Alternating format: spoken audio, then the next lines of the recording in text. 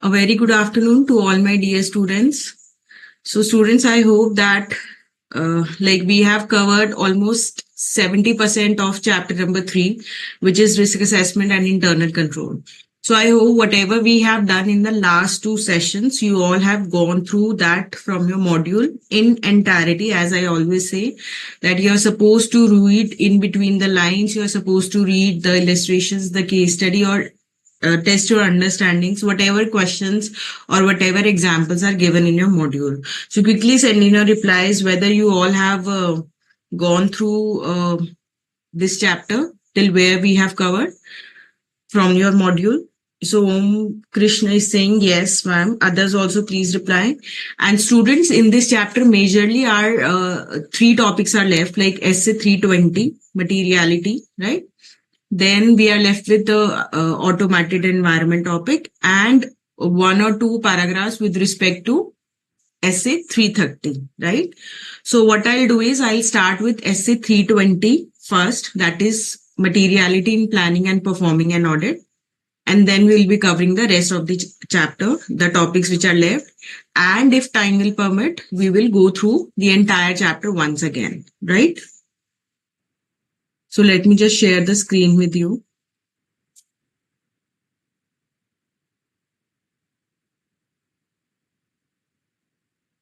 So starting with essay 320, quickly send in your replies. What do you understand by the term material?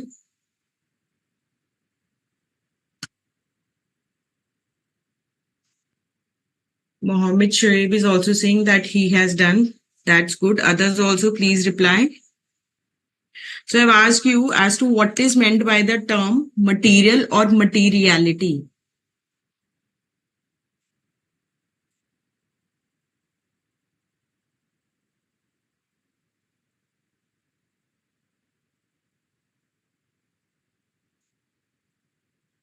Please reply, students.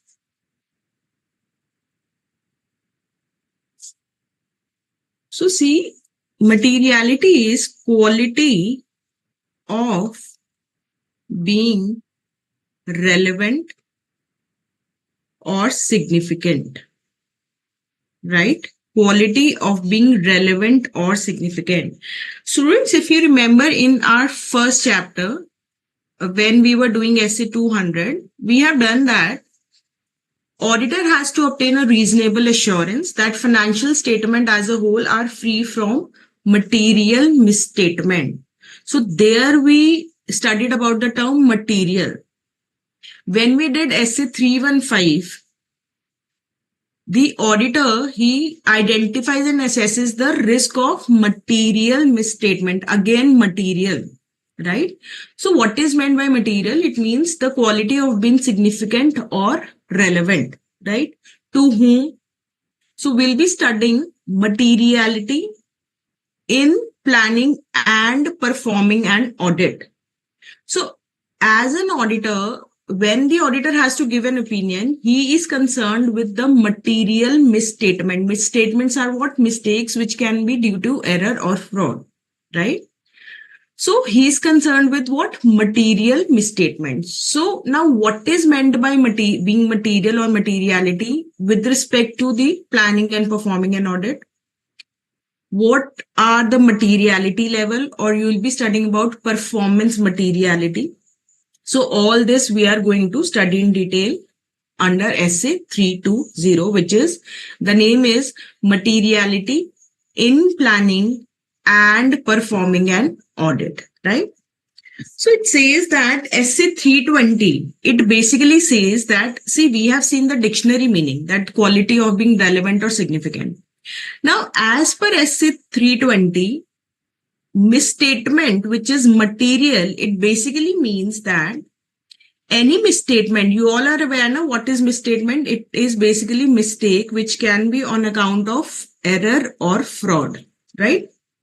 So any misstatement, any mistake which can influence the economic decisions of the user of the financial statement is what? Material. So what is meant by economic decision of users of the financial statement? So let's talk about one of the users of the financial statement, which is what? Shareholder. So as a shareholder, the economic decisions can be what? Whether to buy the shares, or as a prospective shareholder, whether to buy the shares, whether if the existing shareholder, then whether to hold such shares or to sell such shares. So these are what the economic decisions of the user, which is what shareholder here.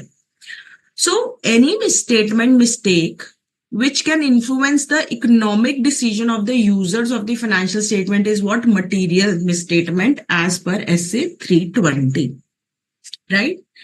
And you all, as I've just discussed, that what is the objective of auditor? Or objective of audit is to obtain what? Reasonable assurance whether financial statement as a whole are free from material misstatement. So that is why, since auditor is concerned about material misstatement, that is why there is a separate essay on materiality, which is what? Materiality in planning and performing an audit. And as the name suggests, the auditor applies materiality while he's planning and while he's performing the audit. Clear? Right? Now, students, tell me, see, whether the size of the item of financial statement, by size I mean the value or the amount, is this a factor in determining whether that particular item or that particular line item is material or not? So whether the size of the item is relevant in determining whether a transaction can be material or not. Quickly send in your replies. Yes, Om Krishna is saying, which is correct. So the materiality, whether a particular item of financial statement is material or not, it depends upon the size of the item of the financial statement, right? But materiality is not always a matter of relative size. So even if any misstatement is there which is of a very small amount, it can be material. For example, let's say an employee has committed a fraud of, let's say, rupees 1,000, and the turnover, let's say, is 10 CR. So this 1,000 rupees, if you look at the size, it is immaterial. It appears to be what? Immaterial. But the nature of this misstatement is such that it cannot be considered to be immaterial, because if the employees have entered into fraudulent practices, it implies that there is certain serious flaw in the internal control. Then only the fraud is committed. Now this is flaw, right? So yes, auditor will consider the size of the item of the, you can say the size of the misstatement, but nature is also important, right? Is it clear? For example, let's say there is a statutory requirement of any particular disclosure that is to be made, irrespective of the amount. Then that disclosure becomes what? Material. And if the same is not done by the company, then it becomes what? A material misstatement. Clear? Is it clear? Right? Now, what is the auditor's responsibility with respect to materiality? So SA 320 contains this, and it says that the auditor needs to apply materiality while planning the audit, while performing the audit, while evaluating the effect of identified misstatement. If any misstatement has been identified, auditor will see whether the effect of such identified misstatement is material or not, right? And of any uncorrected misstatement. Let's say if auditor has identified certain misstatement, he has communicated the same with the management, but that misstatement is still what? Uncorrected. Here also auditor is going to see whether it is material or not. See, if it is material, auditor will have a different course of action. If it is immaterial, auditor may ignore it, right? So while planning an audit, while performing an audit, while evaluating the effect of identified misstatement and uncorrected misstatement, and in forming an opinion, auditor is going to consider the materiality. Is it clear? Is it clear? Now, tell me, applicable FRF, is there a definition of materiality given in the applicable FRF. So the applicable FRF, it contains the discussion with respect to financial reporting framework, but that is more particularly with respect to preparation and presentation of financial statement. And generally, the financial reporting framework discusses that materiality, like the materiality concept is explained by financial reporting framework in these three lines. So what is this? See, the misstatement can be material if it is expected to influence the economic decisions of the users of the financial statement. So this we have seen the example of shareholder, whether to buy, sell or hold the shares, economic decision of the shareholders.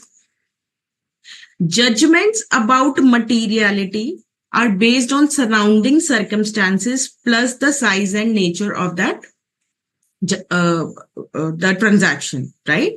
So basically what we are understanding that what is materiality if it is given in a financial reporting framework. So first of all, anything which is any misstatement will be considered as material if it has the effect of influencing the economic decision of the users of the financial statement, right?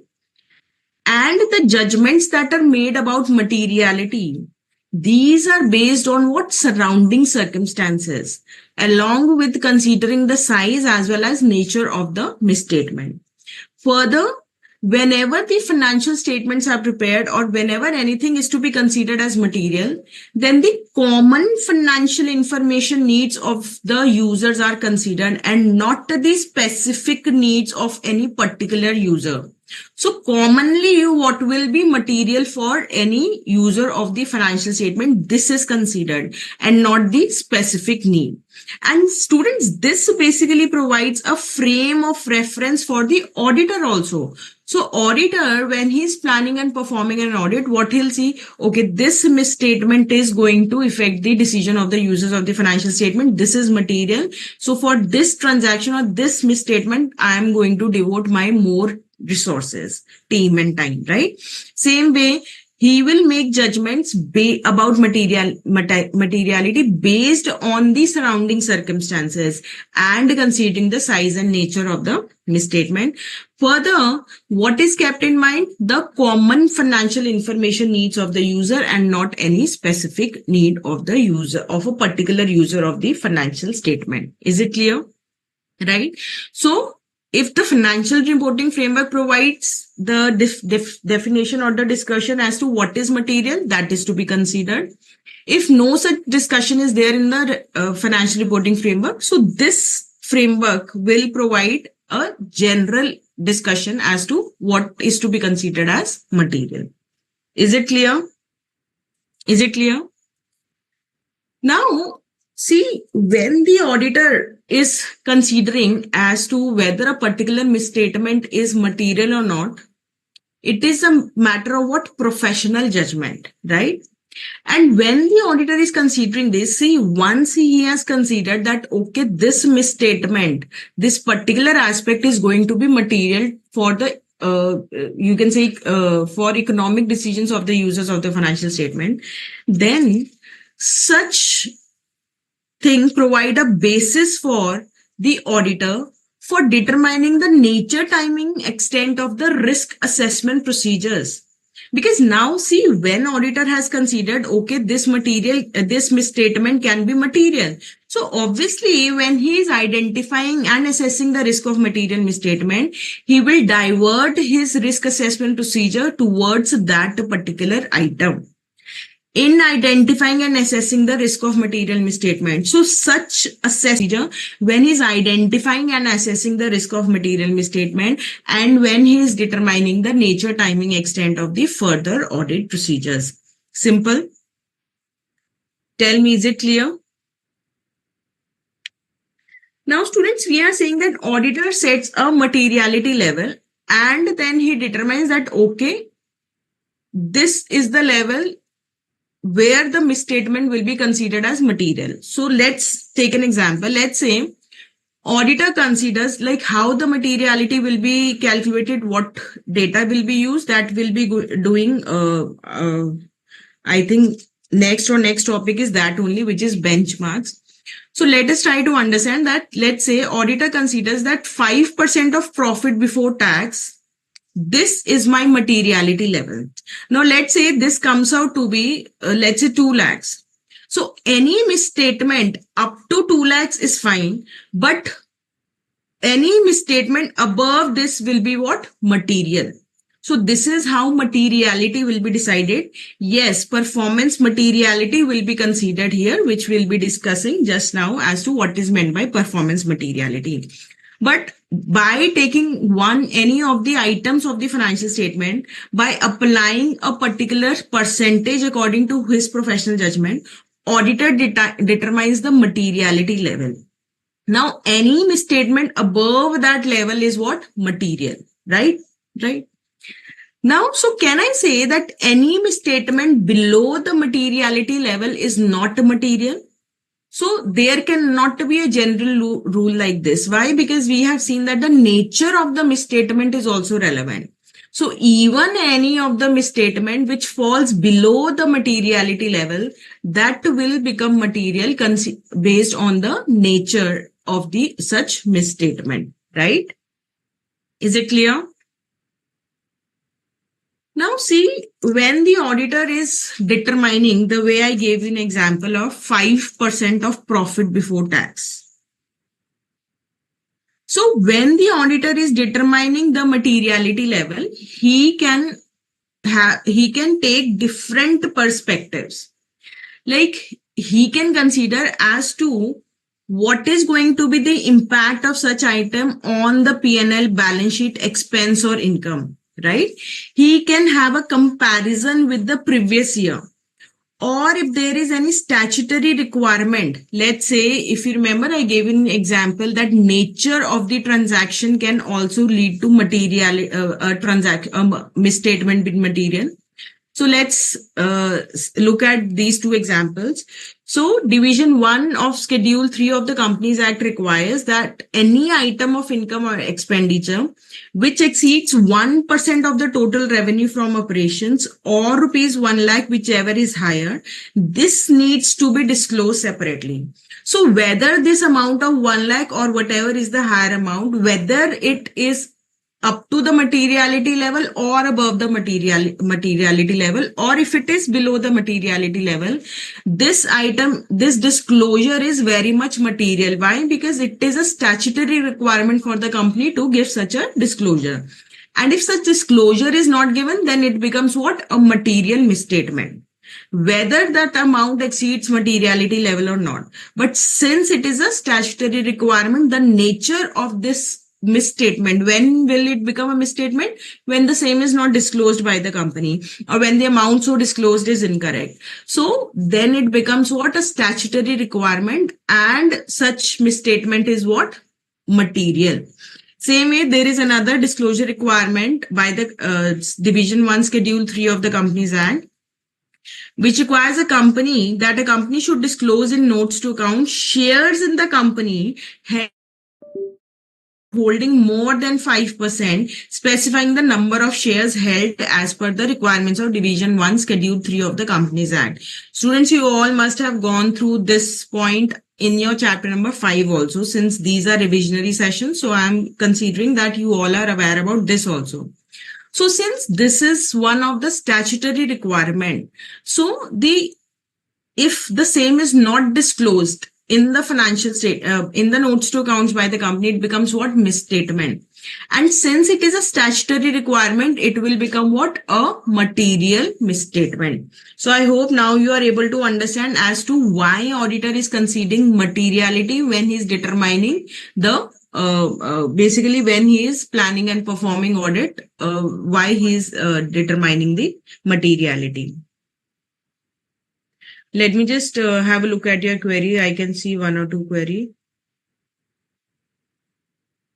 See, there is a doubt of Rick. So, Mr. Rick Ghosh, See, when the auditor determines a materiality level, I told you that let's say he determines it to be 5% of PBT, and let's say it comes out to be rupees 1 lakh. So this is the level that any misstatement above this level is what? Material. And any misstatement below this level is what?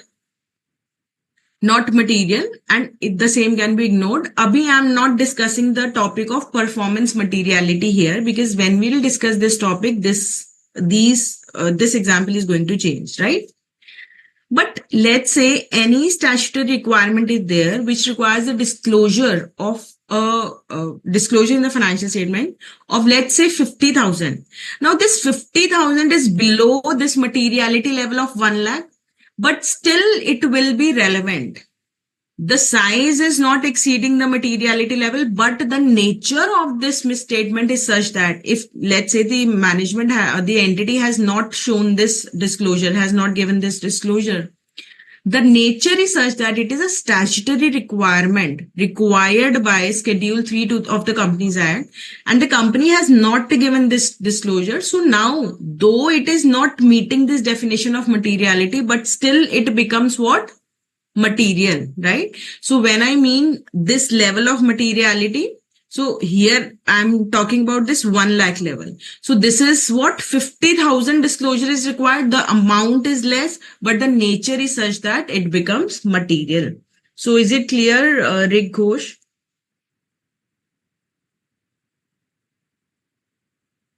Yes, absolutely correct. Size as well as nature of the misstatement is to be considered when auditor is applying materiality in planning and performing an audit, right? Is it clear? So based on statutory requirement, these two examples, these are discussed in your module, page number 3.18. Okay. Now, as I told you that the auditor's determination of materiality is a matter of professional judgment, right? An auditor, when he's considering as to whether a particular item is material or not, he considers what? The financial information needs of the users of the financial statement. And we have seen the common financial information needs of the users of the financial statement, right? So when the auditor is determining as to whether a particular misstatement or matter is material or not, auditor assumes various things about the users of the financial statement. See, auditor has decided a level. So in our example, it was 1 lakh. That the misstatement above this is material, misstatement below this is what? Not material, right?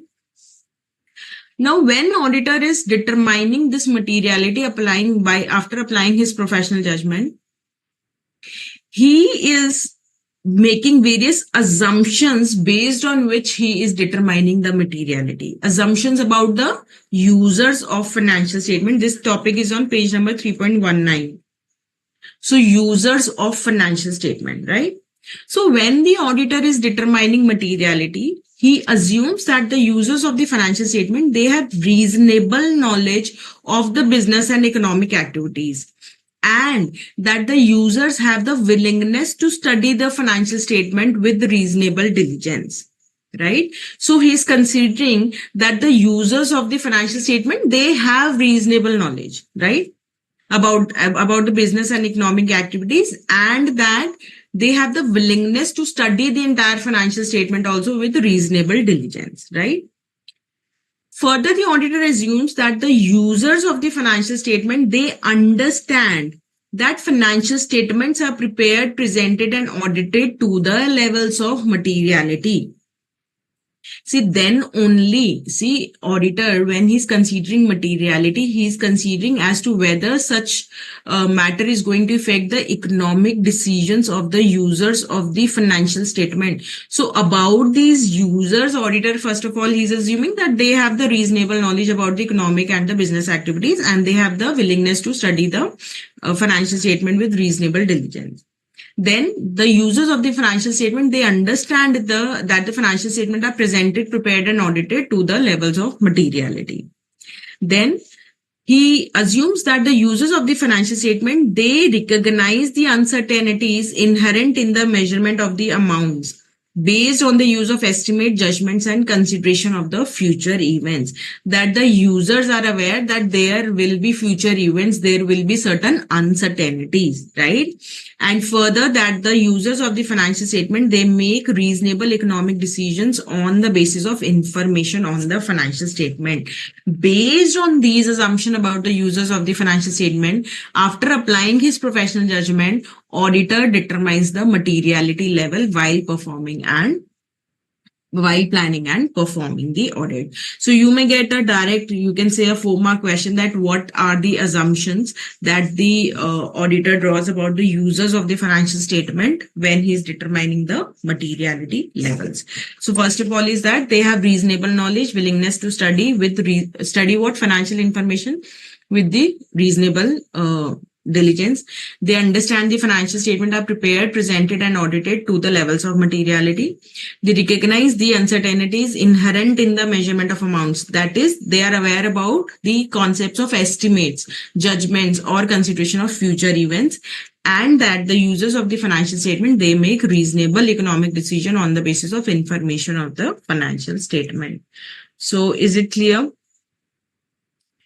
Kiran Shukla, Mohammed Shoaib, Om, Rick Ghosh, please reply whether whatever we have done so far with respect to essay 320, whether it is clear or not. Others also please reply. So see, now is the concept of what performance materiality. See, the example that I took was, let's say auditor sets the materiality level to 1 lakh, right? Now, what we were considering that any misstatement above this level is what? Material. And any misstatement below this level is not material, right? Now tell me here, let's say auditor finds 12 misstatements of 10,000 each. Now these misstatement in aggregate, see, individually the auditor can ignore them, right? But in aggregate, if you will see, these will exceed the materiality level. Are you with me? That these misstatement in aggregate, if considered in aggregate, this is going to exceed the materiality level. So what is the solution in this case? So here is the importance of the concept of performance materiality. See, auditor once determines the materiality level, but when he is actually performing an audit, he determines another level of materiality, which is what? Performance materiality, right? So here what we said, that the transaction above, any misstatement above rupees 1 lakh is what? Material, and below that is not to be considered material. So what he'll do is, auditor will set his performance materiality level, that is materiality when that is to be considered when he's actually performing the audit, at a level which is lower than the materiality level, so that the misstatement in aggregates do not exceed this materiality level. So basically, let's say auditor has decided that okay, my materiality level is 1 lakh, any misstatement below this I'm not going to consider. But what auditor will do here? He will set his materiality level below the earlier decided materiality level. Let's say he decides it to be what? 70K. Now, any misstatement above 70K he is going to consider as material, and this he is going to consider when he is actually performing the audit, so that all the misstatements that now he is going to ignore here, all the tolerable misstatement in aggregate, they should not exceed rupees 1 lakh, which is the materiality level that he decided earlier. So let us have a look at the definition, and then this concept is going to be more clear to you. Performance materiality means the amount or amounts set by the auditor at less than materiality for the financial statement as a whole, to reduce to an appropriately low level the probability that aggregate of uncorrected and undetected misstatement exceeds materiality for the financial statement as a whole. Right? So here auditor is, see, his auditor set his materiality level here. Okay? Now he's setting the performance materiality level here, so that the probability that the aggregate of the uncorrected misstatement exceeds this materiality level, this should be less, right? Now, can it be possible, students, that for various particular kind of transaction also, auditor determines a performance materiality level which is lower than his materiality level that he decided earlier? The answer is yes. Depending on what? The nature of the transaction. Or maybe, let's say, with respect to a particular organization, certain regulatory requirements are there that the auditor has to, let's say, report on a particular matter. So with respect to that particular matter, auditor may decide his materiality level to be less than the materiality level that he has decided for the financial statement as a whole, right? So the next line says, if applicable, performance materiality also refers to the amounts set by the auditor as at less than materiality level or levels for particular classes of transaction, account balances, or disclosure. Performance materiality is set at a value lower than the overall materiality. It lowers the risk that auditor will not be able to identify misstatements that are material when added together. ठीक है, तो performance materiality को divided into two parts. First is what? For the financial statement as a whole, so that the probability is reduced, right, that the aggregate of uncorrected and undetected misstatement exceeds the materiality for the financial statement as a whole. This is one part. Secondly, where with respect to any amount or amounts which are set by the auditor at less than the materiality level or levels for particular class of transaction, account balances, or disclosure. Is it clear? Is it clear? Right? So for the purpose of internal students, you need to understand this only. Now, how to calculate materiality? What are the formula or what is the range? That will be covered later on. But for the purpose of your intermediate, this much knowledge is sufficient, right? Is it clear? Now, if you remember, I told you that auditor, let's say we consider that he used 5% of profit before tax. This percentage auditor applied by applying the professional judgment.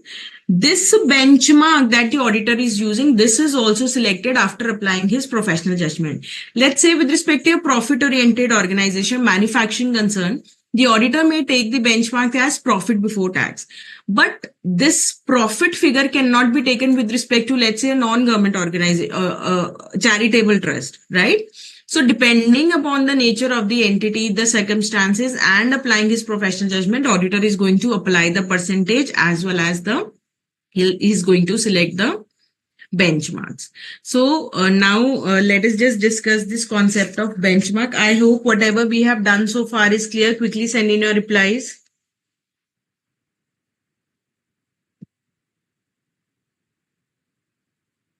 Is it clear? So when the auditor is applying the benchmark, so benchmark is basically, see, based on the financial statements of the organization, based on as to what information can be relevant to the users of the financial statement. So out of the various items which are there in the financial statement, auditor determines what? The benchmark that is to be used. And then after applying his professional judgment, a percentage is applied. So what are the factors that affect the identification of appropriate benchmark? So the elements of financial statements. So whether the asset side, the liabilities, the equity, the revenue, or the expenses. So auditor will, depending upon his professional judgment, depending upon the various line items of the financial statements of the client entity, he'll determine the appropriate benchmark. Whether there are items on which attention of the users of the particular entity's financial statement tends to be focused. For example, for the purpose of evaluating financial performance, users may tend to focus on profit or revenue or the net assets. Okay? So what we are considering, that auditor will apply what? His professional judgment when he's determining the benchmarks. Now, what factors will he keep in mind? So first of all, what are the various elements? Hana? Asset side, liability side, equity, the revenue and the expenses. Secondly, he'll determine as to whether the attention of the users of the financial statement is focused on that particular thing. Then the nature of the entity, whether the entity is in its life cycle, where the entity is in its life cycle, the industry and the economic environment in which the entity operates. See, for a startup, there will be separate benchmarks.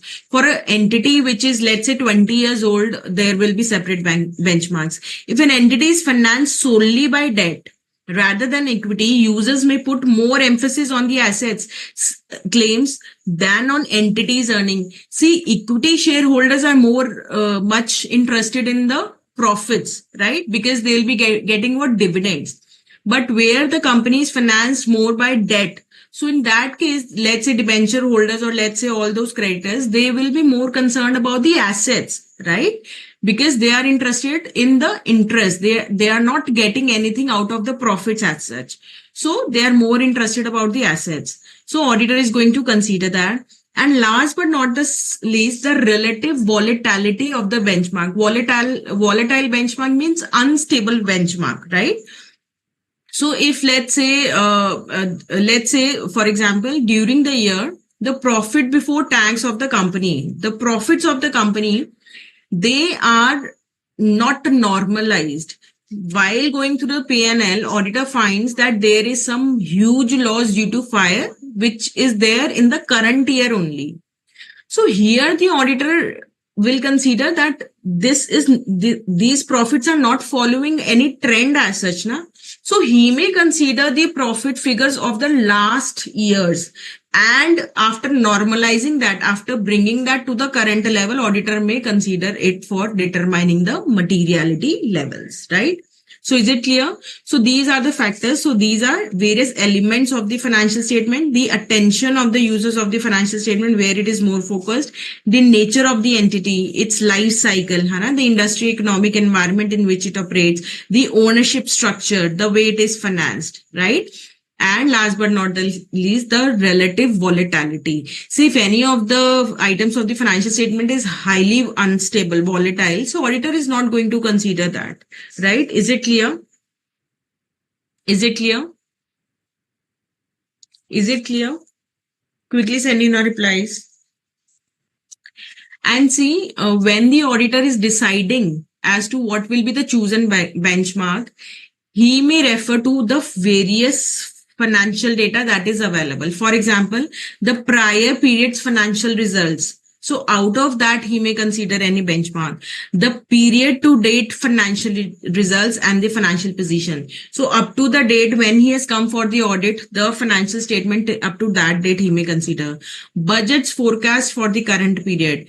And any adjustments with respect to significant changes in the circumstances or relevant changes in the conditions of the industry, that also that will be considered.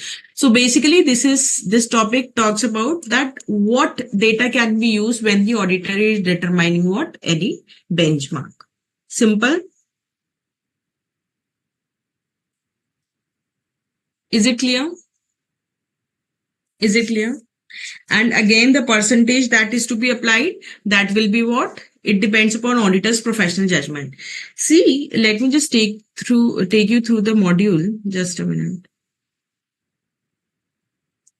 So this is on page number 3.21.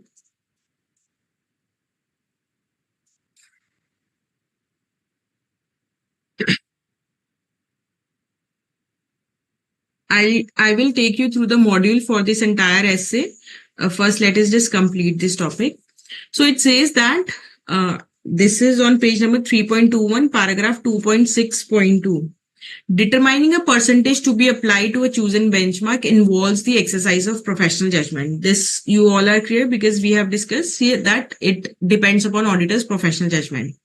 So it says that there is a relationship between the percentage and the chosen benchmark, such that a percentage applied to profit before tax from continuing operations will normally be higher than a percentage applied to total revenue. quickly send in a replies. Why will be that? So it is basically saying that the percentage that is applied to the profit before tax, this is going to be higher than the percentage applied to the total revenue. See, when the auditor is applying the percentages on the chosen benchmark, so if the chosen benchmark is PBT, vis-a-vis a situation where the chosen benchmark is total revenue. See, total revenue, if let's say it is, let's say 1 CR. Okay? So auditor applies, let's say 1% to this. Now your profit before tax, this is going to be an amount which is less than 1 CR. So let's say it comes out to be 30 lakhs. So here a larger percentage will be fine. So let us read this. Consider, for example, that the auditor may consider 5% of profit before tax from continuing operations to be appropriate for the profit-oriented entity in a manufacturing industry, while the auditor may consider 1% of total revenue or total expenses to be appropriate for the non-profit entity. Higher or level percentage, however, may be deemed appropriate in different circumstances. Yes, Rick Ghosh, absolutely correct, because revenue or these figures are bigger. Right? Is it clear? Now, when we were discussing that, when will the auditor determine the materiality level lower with respect to particular classes of transactions? So, we have seen that if there is a requirement of law or regulation or the applicable financial reporting framework that some disclosure is to be given, then that particular class of transaction or that particular disclosure becomes what? Material. So with respect to that particular disclosure, the materiality levels will be set at a lower level than the materiality for the financial statement as a whole, right? And if the attention is focused on the particular aspect, let's say if any new business has been acquired during the year. So here the auditor, see, when we are saying that auditor sets the lower materiality level or a higher materiality level. So when I'm saying that the auditor is determining a lower materiality level, that implies that he is going to increase his extent of checking, right? He's going to do more work on that because there the tolerable misstatement is less, right? So where the attention of the users is also focused, for example, the newly acquired business, with respect to that also the auditor is going to have a lower materiality level. Let us read this topic, then this topic is going to be more clear to you. So, yes. Factors that may indicate the existence of one or more particular class of transaction account balance disclosure for which misstatement of lesser amounts than materiality for the financial statement as a whole could be reasonably be expected to influence the economic decision of users taken on the basis of the financial statement include the following. That is with respect to because of the following these three factors, auditor may consider the materiality level to be lower with respect to few or for a particular class of transaction as compared to the materiality level for the financial statement as a whole. So whether the law, regulation or the applicable financial reporting framework affect the user's expectation regarding the measurement or disclosure of certain items in case of, let's say, related party transaction, remuneration or management or those charged with governance. And you have studied two examples also now. Schedule 3 disclosure requirement of expenses or that your shares held 5% or more shares held in the company, that is to be disclosed separately. The key disclosure in relation to industry in which the entity operates. For example, R&D expenses with respect to pharmaceutical company. See, with respect to the pharmaceutical company, their major expense is on what? Research and development. So that is the thing where that becomes what? A key disclosure with respect to the industry in which that entity is operating. So that with respect to such transactions or such particular class of account balances or disclosure, the materiality levels can be set at a lower level. Then whether the attention is focused on particular aspect of entity's business that is separately disclosed in the financial statement, like in case of the newly acquired business.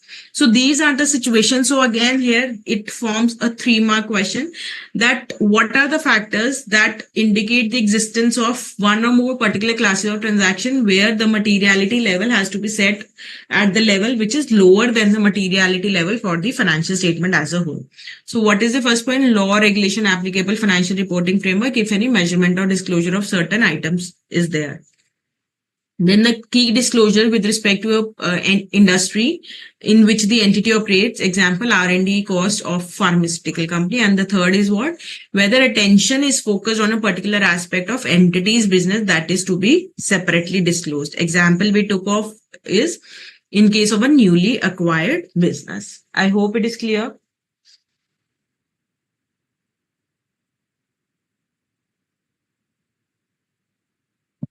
Is it clear?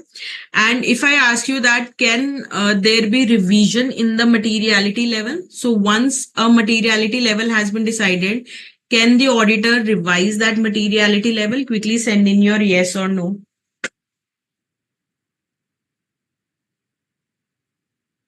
Quickly send in your replies. So Om Kishan is saying yes, Rik Ghosh is saying yes, Bhumika is saying yes. Others also please reply. So again, there can be what? Revision in the materiality level based on changes in circumstances. The circumstances may change. If any new information auditor is aware of, or if there is a change in auditor's understanding of entity and its operation as a result of performing further audit procedures. So if there are what? Changed circumstances, auditor got any new information, or let's say the understanding of the auditor also changed. So while he was performing further audit procedure, he got to know about, let's say he got to know that there are various related party transactions with respect to this particular item in the organization. So now that becomes what? Material, and the auditor may determine the materiality level, different materiality level with respect to that particular class of transaction. And when the actual results are substantially different from the anticipated results.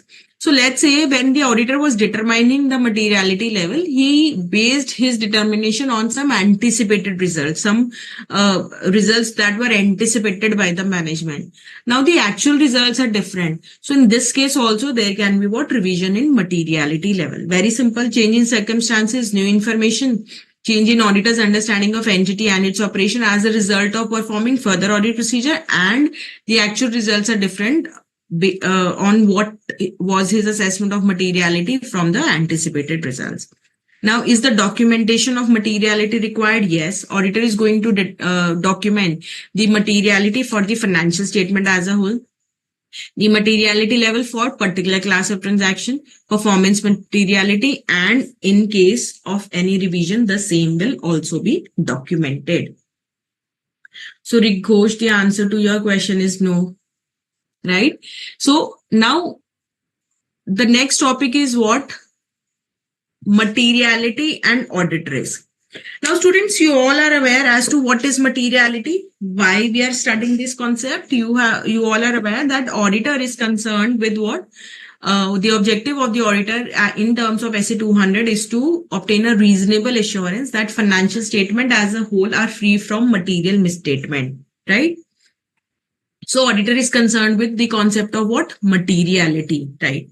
Now quickly send in a reply. What is the definition of audit risk? Quickly send in a reply. This will show whether you have done your homework, which I gave you in the last session. Audit risk. What is audit risk?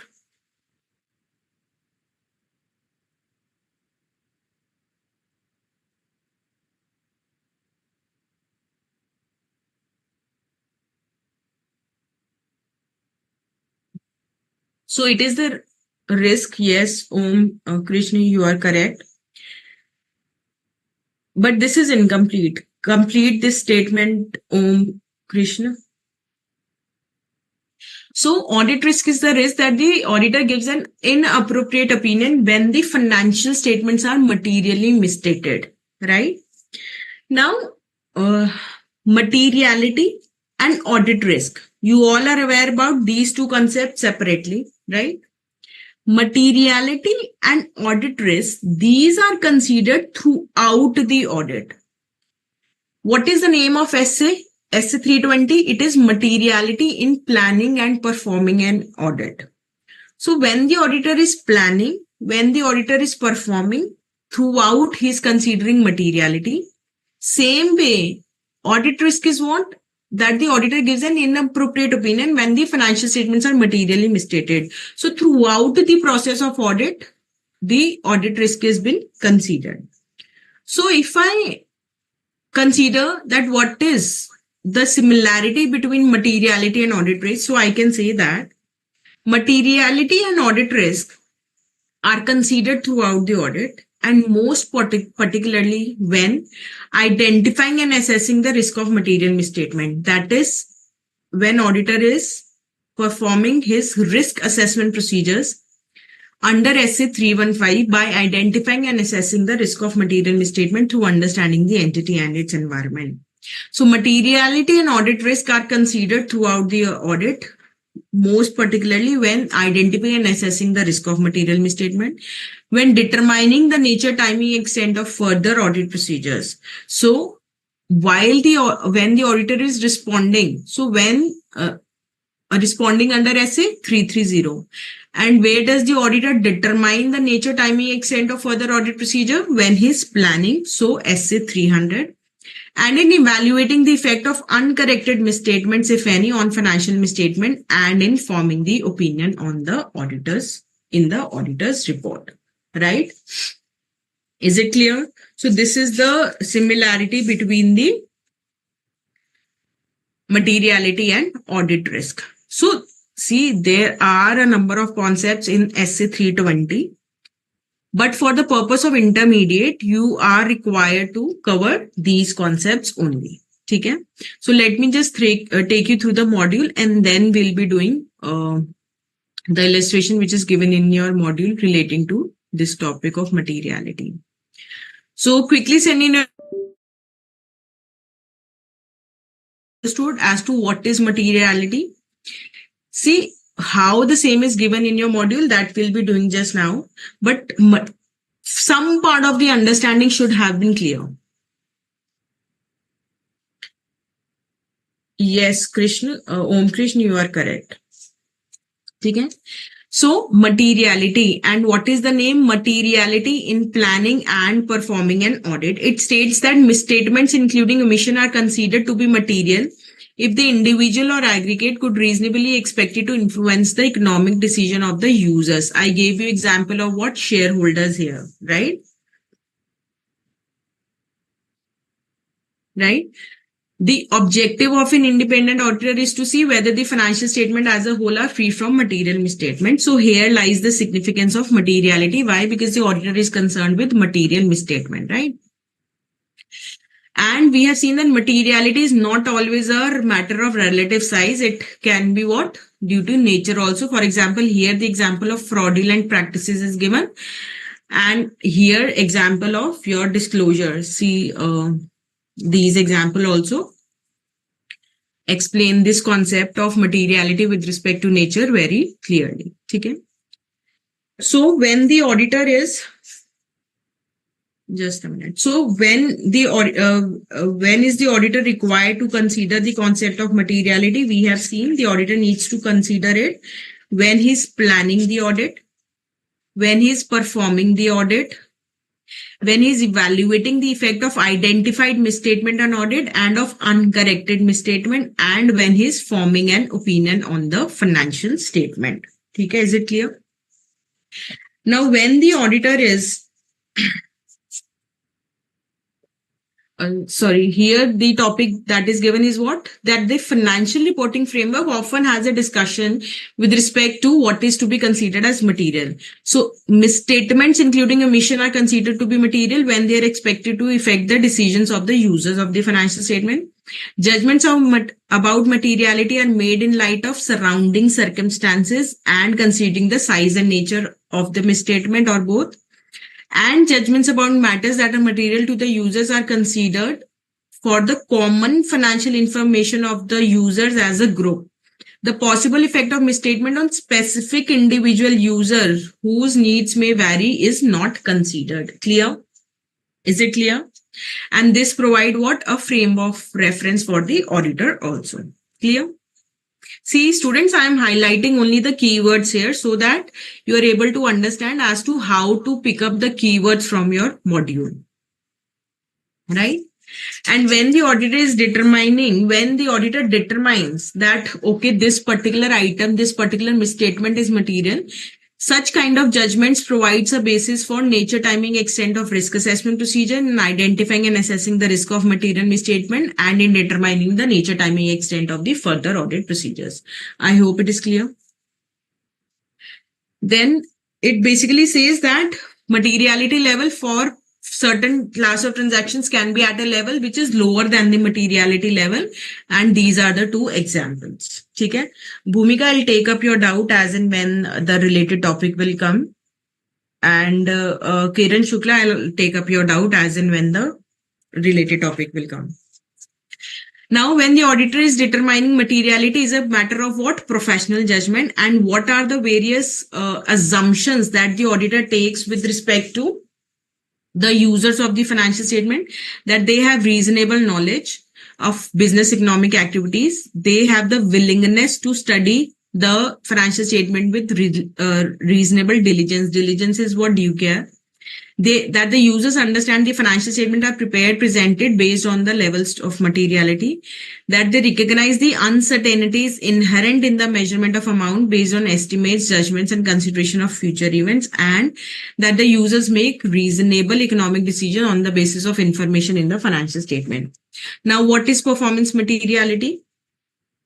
So performance materiality, we have seen that if the materiality level is set here, auditor is going to determine the performance materiality as at a lower level so that the misstatements in aggregate do not exceed the materiality level. So it says that practically it is difficult for auditors to design tests to identify individual material misstatement. It is likely that misstatements are material in aggregate. It takes us to the concept of performance materiality. So performance materiality, as I told you, it is basically divided into two parts. So first is what? The amount or amounts set by the auditor less than materiality for the financial statement as a whole, to reduce to an appropriate low level the probability that the aggregate of uncorrected, undetected misstatement exceeds the materiality of the financial statement as a whole. And second, performance materiality also refers to amount or amounts set by the auditor at less than materiality level or levels for particular classes of transaction, account balances, or disclosure. So let's take an example. Let's say auditor says that, okay, materiality level was what? 1 lakh. But performance materiality, let's say he sets at, we were taking the example of PBT. So let's say 3% of PBT you took, and let's say it comes out to be 70K, right? But auditor says, I'm explaining this second point, that with respect to related party transaction, the materiality level is what? Let's say 1,000 rupees. That any misstatement above rupees 1,000 in the related party transaction, I'm not going to tolerate. See, what auditor is basically doing, he's increasing his work here, right?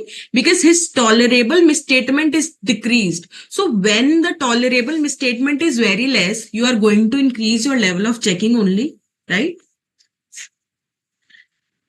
It lowers the risk that the auditor will not be able to identify misstatements that are material when added together, right? Now, determining the materiality. So it basically says that when the auditor is establishing the overall audit strategy, auditor shall determining the materiality for the financial statement as a whole, as well as for any particular class of transaction which he considers necessary. Now, use of benchmarks.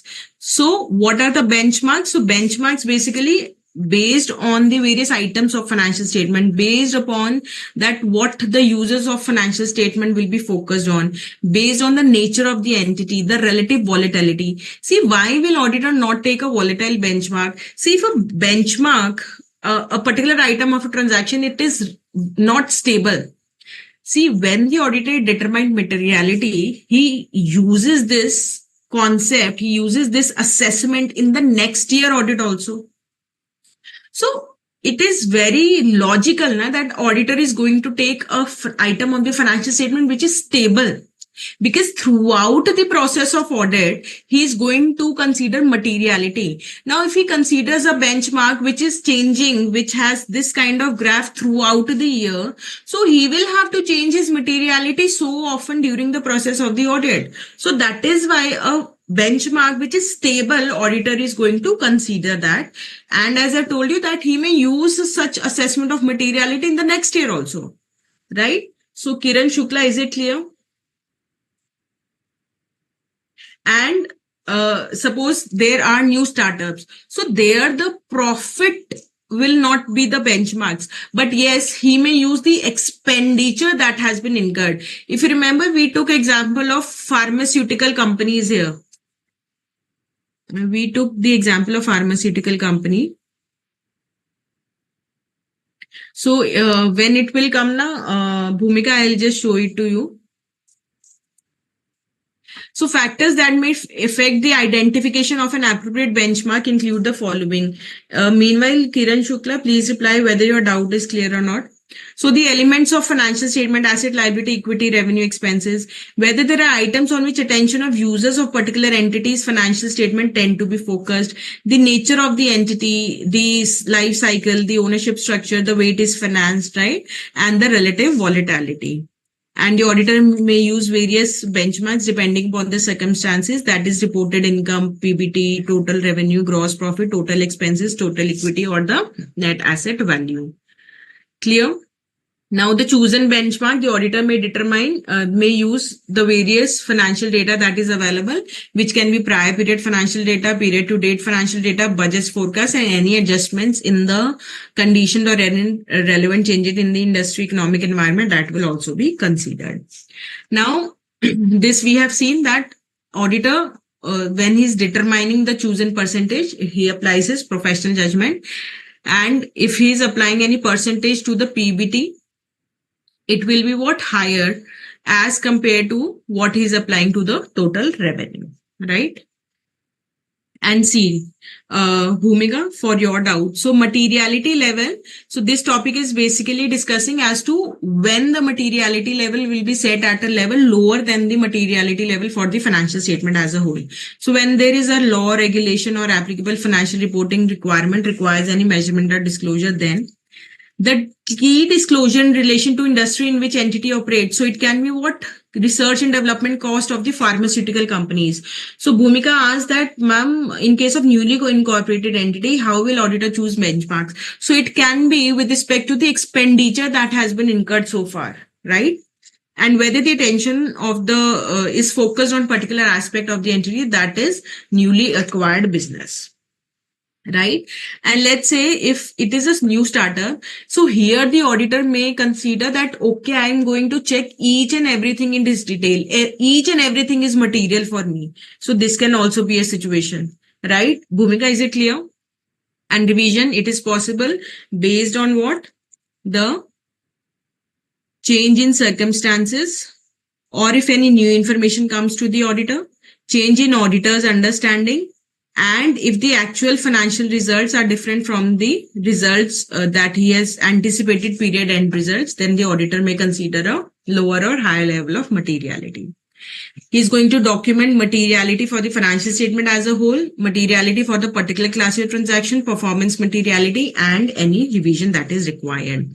So the relationship between materiality and audit risk. So this paragraph discusses about what is materiality, whereby there is discussion of what the objective of the auditor to obtain reasonable assurance.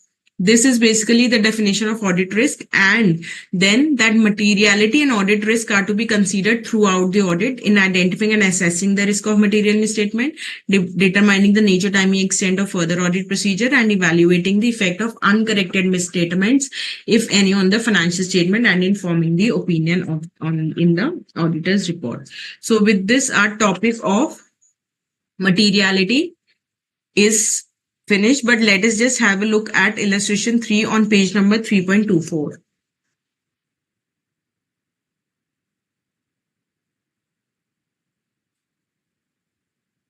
So, one of the team members of auditors of Highly Capable Limited was of the view that materiality and audit risk are only considered at planning stage of the audit. Comment. So, this is not true because they are considered throughout the audit, right? Now, read this test your understanding 6. CA Raja is auditor of Billwell Forgings Private Limited, having a revenue of rupees 25 CR. The company has been sanctioned a term loan of rupees 50 lakhs from a bank. However, as at the year end, only 1 lakh was availed due to delay in procurement of asset. The financial statement of the company do not disclose the nature of security against which the loan has been taken. Schedule 3 of the Companies Act 2013 requires disclosure in this respect. Discuss whether non-disclosure of the nature of security is material for auditor. Quickly send in your replies. Do not look at the answers which are given at the back.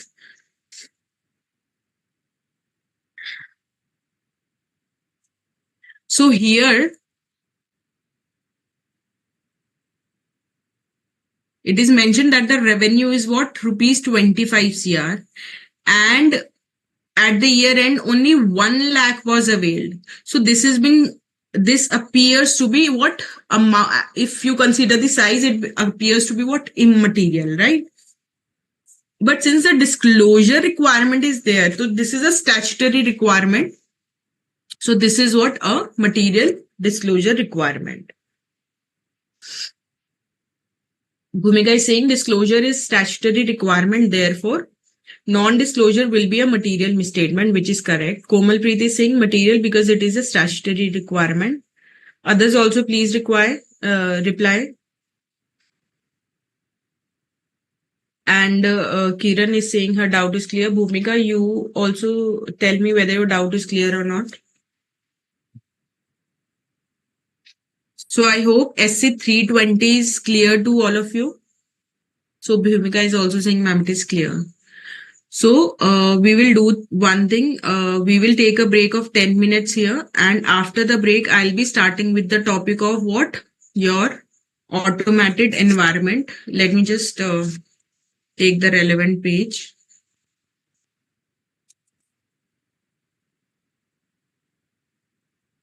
Just a minute. It is on page number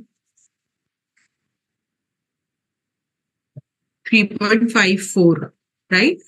So after the break, we'll be covering automated environment topic, which is paragraph number 8, and then we'll be completing the topics of SC 330 which were left incomplete in the last session. Okay. So meanwhile, send in your queries if any, and let us just take a quick break of 10 minutes here.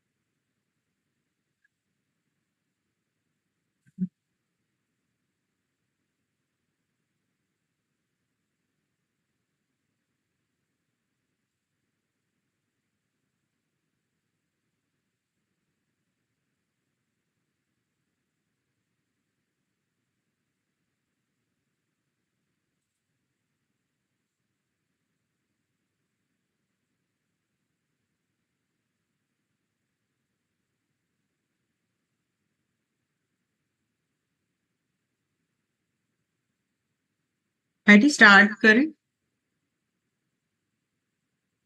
Okay. So students, I hope you all are back after the break. So now we'll be starting with another important topic of this chapter, which is what? Automated environment. So see, what is an automated environment, right? What are the various risks associated with such environment? What audit procedures specifically are required in an automated environment? So this we all are going to study, right? So basically a business environment whereby the processes, the operations, the accounting, and even the decisions are carried out using what? Computer systems. Automated, right? So the business processes, the various operations, the accounting, and even the decisions are also carried out using the computer systems. So here, what is the key feature of the automated environment? That there is very less manual intervention and more system driven. Automatically, everything has been done. Why? Because the system is such that automatically the processes, operations, or the accounting will be done, right? And the complexity, see, more the automation, more it is going to be complex, right? So more automated, it is going to be a more complex system. So we're discussing about what? Automated environment, which basically means the business environment where the processes, operations, accounting, and even the decisions are also carried out using the computer system. And the key feature, if you discuss, then very less manual intervention and more system driven and more automated and more complex, right? Quickly tell me what in as per you are the various advantages of automated environment. Advantages. Quickly send in your replies. Mohammad Shoaib, Kiran Shukla, Bhumika, Rig Ghosh, Om Prakash, Komalpreet. Others also please reply. Om Krishna. Yamini, Ayushi. Please send in your replies.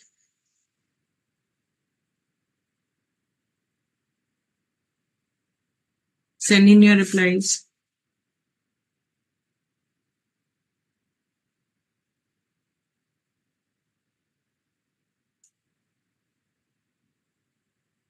Helpful in processing large data. Bhumika is saying, Ayushi is saying it reduces human error, saves time. Om Krishna Om Gupta is saying fast work, better security, accuracy, easy interconnected. Yamini is saying fraud can be less due to less human intervention.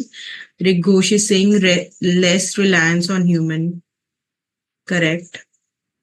Yamini is saying risk of error is less. Rig Ghosh is saying fast accounting, less error and more effective.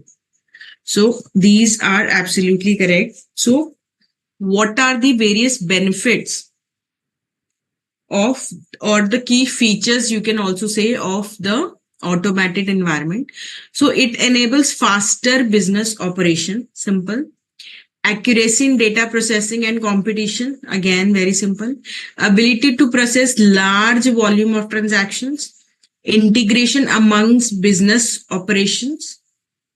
Better security and controls, less prone to human errors, provide latest information, connectivity, and the network capability. Clear? Is it clear? So now with respect to, see, this was a very general thing about automated environment, that what automated environment is and what are the various key features of an automated environment.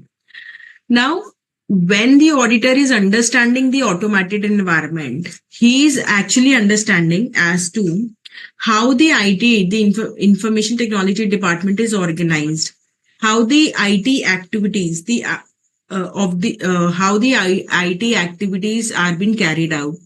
What is the IT dependencies? What are the relevant risks and control? See why the auditor is understanding the IT department of an organization, because he is understanding what internal control. He's assessing the risk of material misstatement. So that is why he's assessing what internal control. And when the internal control is all IT based, so he must have an understanding about such IT system. Clear? Is it clear? Now, when the auditor is obtaining such an understanding, auditor will consider various things. What are those things?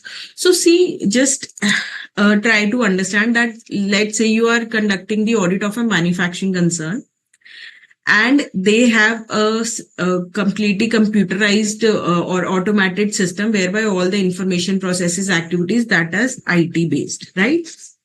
So, what all doubts or what all questions will come to your mind when you are obtaining an understanding of that IT system? The information system being used, one or more application system, or what they are. So basically, what kind of information system is being used? So let's say, is it a SAP system, or is it a manual as well as automated included? So what is it? What is the purpose? Is it only for the financial or the non-financial purpose also? What is the location of the IT system? Is it local or is it global? That is, let's say it is present in the factories also. There also the wages and other things are also processed in the automated system, and the same system is prevailing in the subsidiaries which are there in the foreign countries also, right? The architecture, whether it is desktop based, client server based, web application, or is it cloud based? What is the version? The functions and risk could vary in different versions of the same application. Na? Like let's say if any version of SAP is there and now the company has upgraded its version. So the security, the various passwords or the various controls that the upgraded version will give will be different from what the earlier version is giving. The interfaces within the system, that is the relations between the various systems, the HR department, the production, the factories, right? In-house or is it packaged? Is it internally developed or is it a packaged one? Outsourced activities, or the company has outsourced it to some other company, let's say IBM, the company has outsourced it to IBM. IT maintenance and support, or is it the case that it is in-house developed but the IT maintenance and support has been outsourced? Who are the key persons? So auditor is going to consider all that. Why? Who are the key persons? Because auditor is going to make inquiries of them, if any doubt or if any query is there, right? So very general, that what all understanding the auditor is going to consider. See, but obviously you cannot just write any answer, any general answer if you have a question like this. You will have to write information systems being used, the purpose, the location of IT system, architecture, version, interfaces, in-house or packaged, outsourced, and key persons, right? Is it clear? Now, you all have told me about the various advantages, benefits of the IT system. Now, quickly send in your replies. What can be various disadvantages or the risks associated with automated environment? Risk associated with automated environment.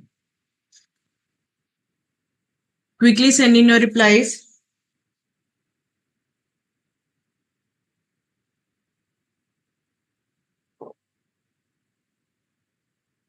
Risk associated with automated environment.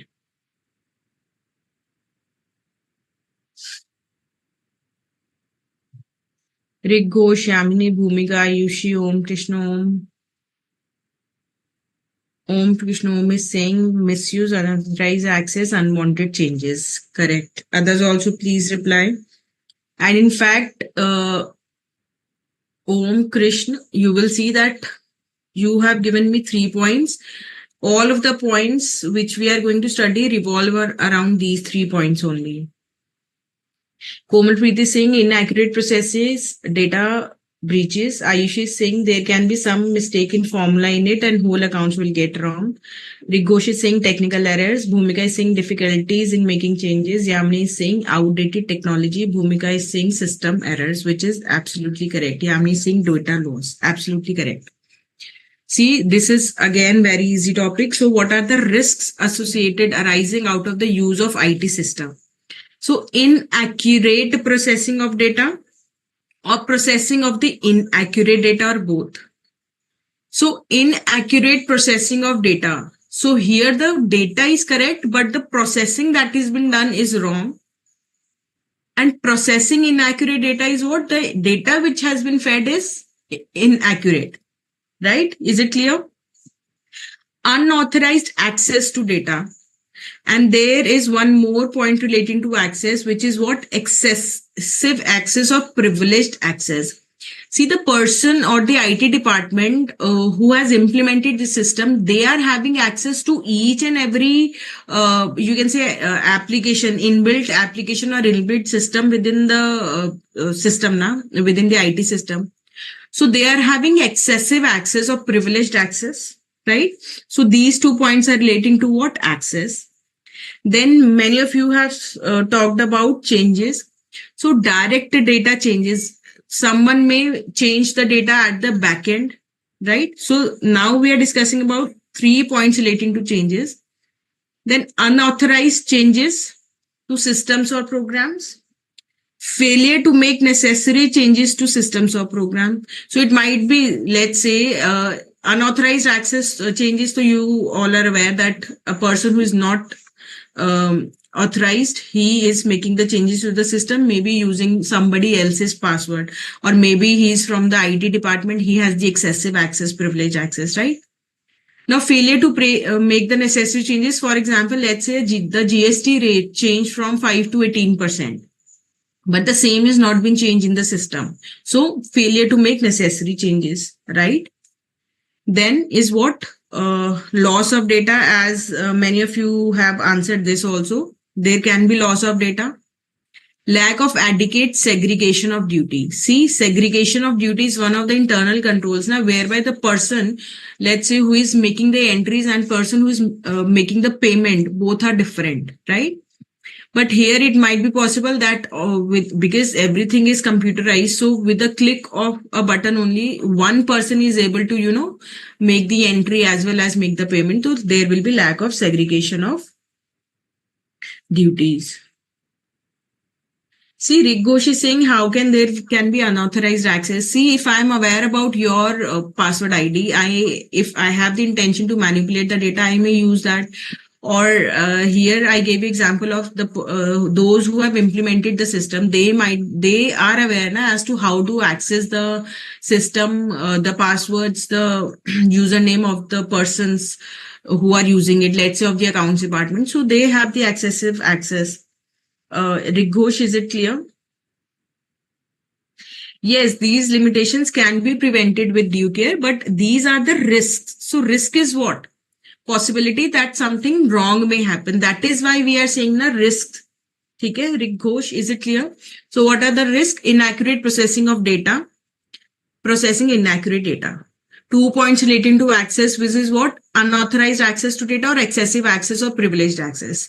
3 points relating to changes, that is direct data change, unauthorized changes, failure to make necessary changes, and then the loss of data and lack of segregation of duty. Is it clear?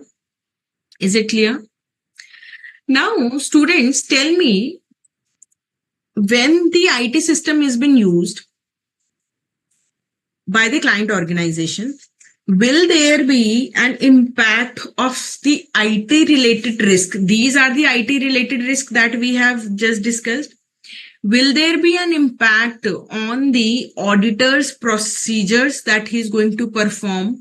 Whether he's performing his substantive checking, whether he's testing the internal controls, or whether he's doing the reporting part.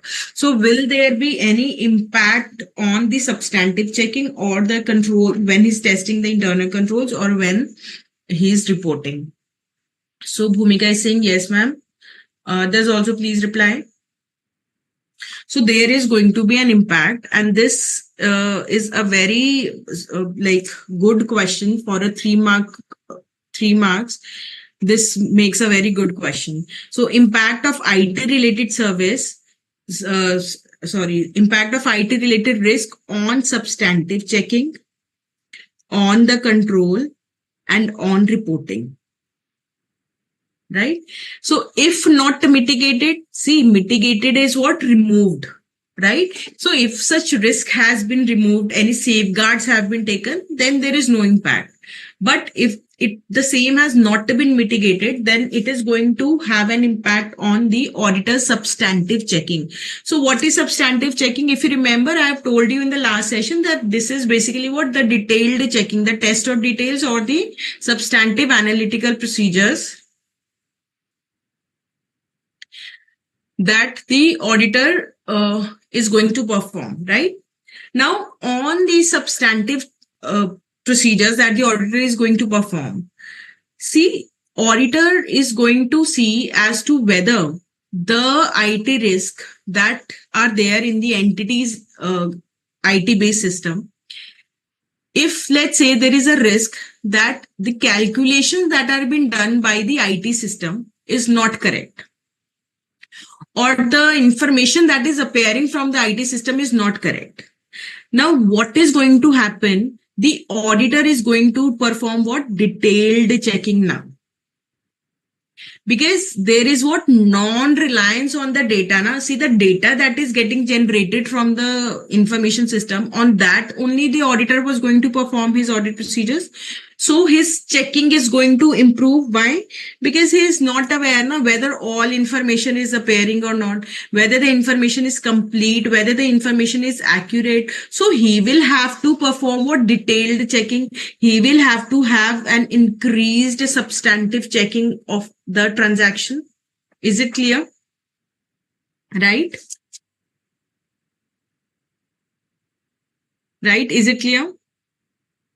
Right? Then on the control. So when the auditor, when there is IT related risk, this is going to have an auditor's non-reliance on the automated control. So now auditor is not going to rely on their control. The accounting procedures, the calculations, whatever are built into the system, again, the auditor is going to do what? Additional audit work in order to be sure about that. Simple. And with respect to reporting, see, today we'll be studying one topic of internal financial controls, right? So there you will see that with respect to certain organization, there is a requirement of reporting by the auditor.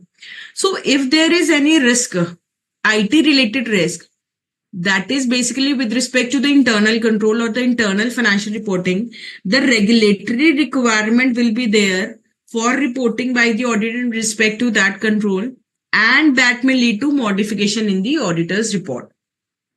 So what is this topic? This is impact of IT related risk on the substantive checking, on the control, and on the reporting. So here the main idea is that since there are IT related risks on with respect to the system that has been used by the auditor, so his level of work is going to increase, be it when he's doing substantive checking. So since his reliance on the data is very less now, because there are IT risks which are not mitigated. Similarly, when he's checking the controls, again, since there is non-reliance on the automatic control, his work is going to increase. And same way on reporting also, if there is a statutory requirement of separate reporting with respect to the IT related issue, then there will be what? Modification to the auditor's report. Is it clear? Now the next topic is what? Various types of controls in an automated environment, and there are 3 types of control that are discussed in a module. That is what? General IT control, application control, and IT dependent control. Ayushi, please clarify what you want to say. See, if the system, there is a doubt of a student, Rick Ghosh, he's saying, ma'am, whether auditor is going to check. So basically, he wants to ask whether auditor is going to manually check the transaction or using the system. See, it all depends how the data of the client organization has been kept. So if it is IT generated, it is system generated, he is going to use that data only. But yes, if there are IT related risk, then he'll extend his audit procedures, and which may include that he is doing certain manual audit procedures also. Clear, Rig Ghosh? Yes, if there, Ayushi, she's saying, ma'am, will this increase risk of material misstatement? Yes. Why? Because see, when the auditor is understanding the IT related risk, so this IT related risk is with respect to the accounting system, and this system which organization has implemented, this is what part of either the internal control or the accounting system. So this will become what risk of material misstatement itself. Ayushi Mehta, is it clear now? Okay. So now we'll be discussing three types of risk, that is general IT controls, your application controls, and IT dependent controls in detail. See, as the name suggests, general IT controls, general IT controls. So generally what all controls will be implemented? Quickly tell me what all controls comes to your mind when I ask about general IT controls.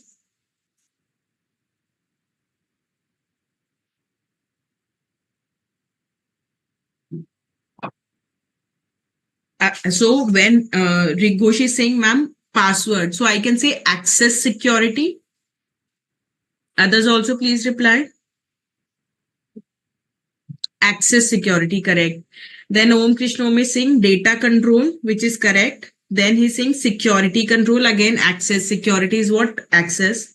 Others also please reply. So, see, general IT control basically means the policies and procedures that relate to many applications and support the effective functioning of the application control. See, let's say if a company is using a specialized software of SAP,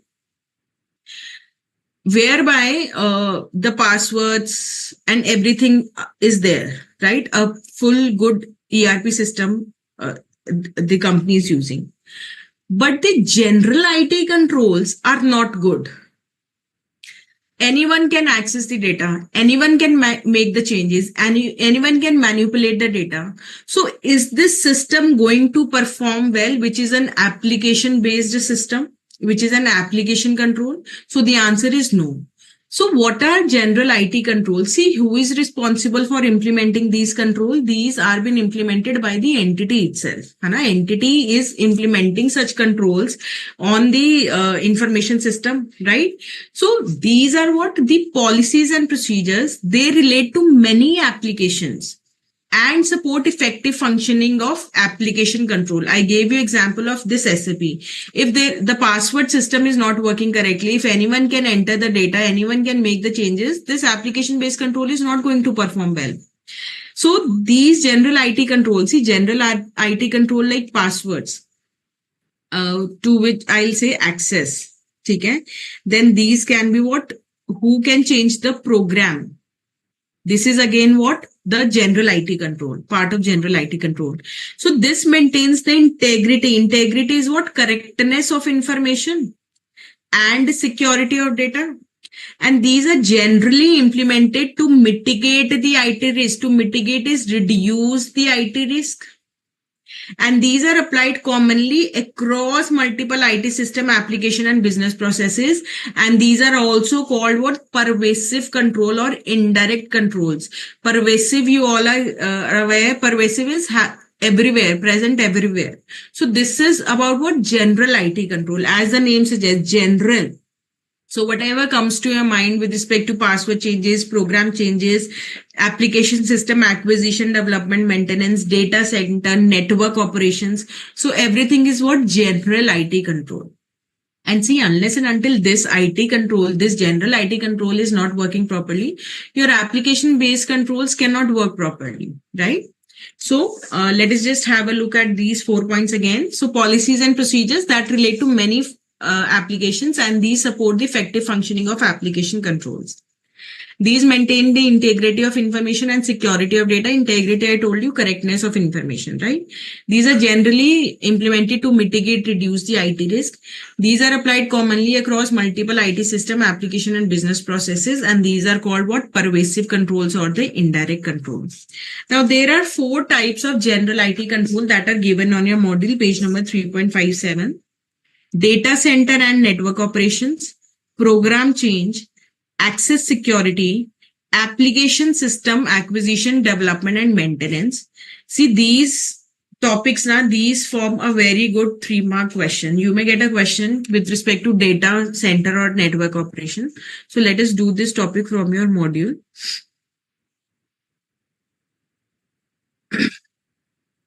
So I'm on page number 3.57.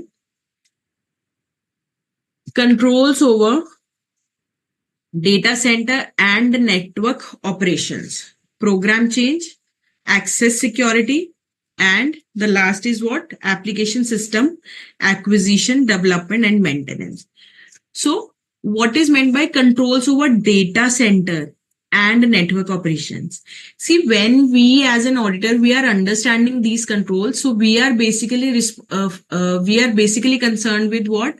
That whatever controls are implemented by the organization, the financial reporting objectives are met. That ultimately, so this is our aim. Na? We are concerned with the internal control relating to the financial aspect only. So the aim, when we are obtaining an understanding of the IT related control, and we are basically concerned about the aspect that all such general IT controls, these should be able to meet the financial reporting objectives. That is, the process on which these controls have been implemented, that should be what? Effective. So I can say that the objective of control over data center and network operation is to ensure that production systems are processed to meet the financial reporting objective. So what is the financial reporting objective? That the result, that the outcome of such process should be what? Correct, right? And further, it includes what? When there are controls over data center, network operation, then it basically means that overall management of computer option activities, preparing, scheduling, and executing of batch jobs, monitoring, storage, and retention of backups. Such control help in performing monitoring of operating system, database, and networks. It matters such as business continuity plan or disaster recovery plan, which deal with recovery from failures, are also taken up by such system of control.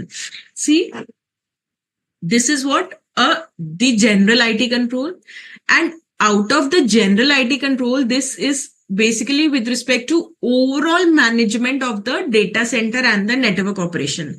So whatever comes to your mind, that overall management of computer operation activities, there should be some system of what? Disaster recovery plan, and that if there is some problem with the system, the data should be recovered. The business continuity plan, it should not come to an halt because of any failure or with respect to any of the control. Then with respect to backups, see how to learn. So there are 3 things relating to backups. That is the monitoring, the storage, and the retention of backup. Then with respect to batch jobs, that is the tasks that are to be performed, the preparation, the scheduling, and the execution of such jobs. And then your BCP plus your DRP, that is your business continuity plan and your disaster recovery plan. And it is with respect to what? Overall management of computer operation activities. Is it clear? So the general control with respect to data center and network operations is basically with respect to overall management of the computer operation activities, which includes preparing, scheduling, executing of the batch job. So whatever task the system is required to prepare, the system is required to perform. So those batches should be what? Prepared, scheduled, and executed. Then the backup sorry, the backup of the data should be monitored, stored, and retention should be there of the data, and then the business continuity plan or the disaster recovery plan. So data center and network operation. Then the next is what? Program change. So as I told you that the first and foremost objective will be what? That the financial reporting objectives are met. Here also you read that the financial reporting objectives are met. And in fact, access security, maybe you will see this is with respect to financial reporting access. And the last point also, this is again with respect to what? Financial reporting object. Now, program change. So if any system is modified, so it says that the modified system, they should continue to meet the financial reporting objectives. So the changes in the system can be, see, it includes the activities such as change management process, recording, managing, tracking the change request. So 3 points relating to change request, that is what? The recording, managing, and tracking of change request, and making and testing the changes. See, the changes to the system will not be made now until testing is done. So this program change control, it will ensure that if any modified system is there, then it continues to meet the financial reporting objectives, and it includes various activities like changing the management process, recording, managing, tracking the change request, making and testing the changes. Clear? Now, with respect to access security. So again, the objective will be what? That the access security is to ensure that the access to programs and data, it is authenticated and authorized to meet the financial reporting objective. So whatever access is there to the program or the data, the same should be so authorized that ultimately the financial reporting objectives will be met. And this access security program, this is basically with respect to security of data, security of operating system, security of network, security of physical security. Physical security means security of the assets, right? And application security. Clear? Simple, right? Then last is your application system acquisition, development, and maintenance.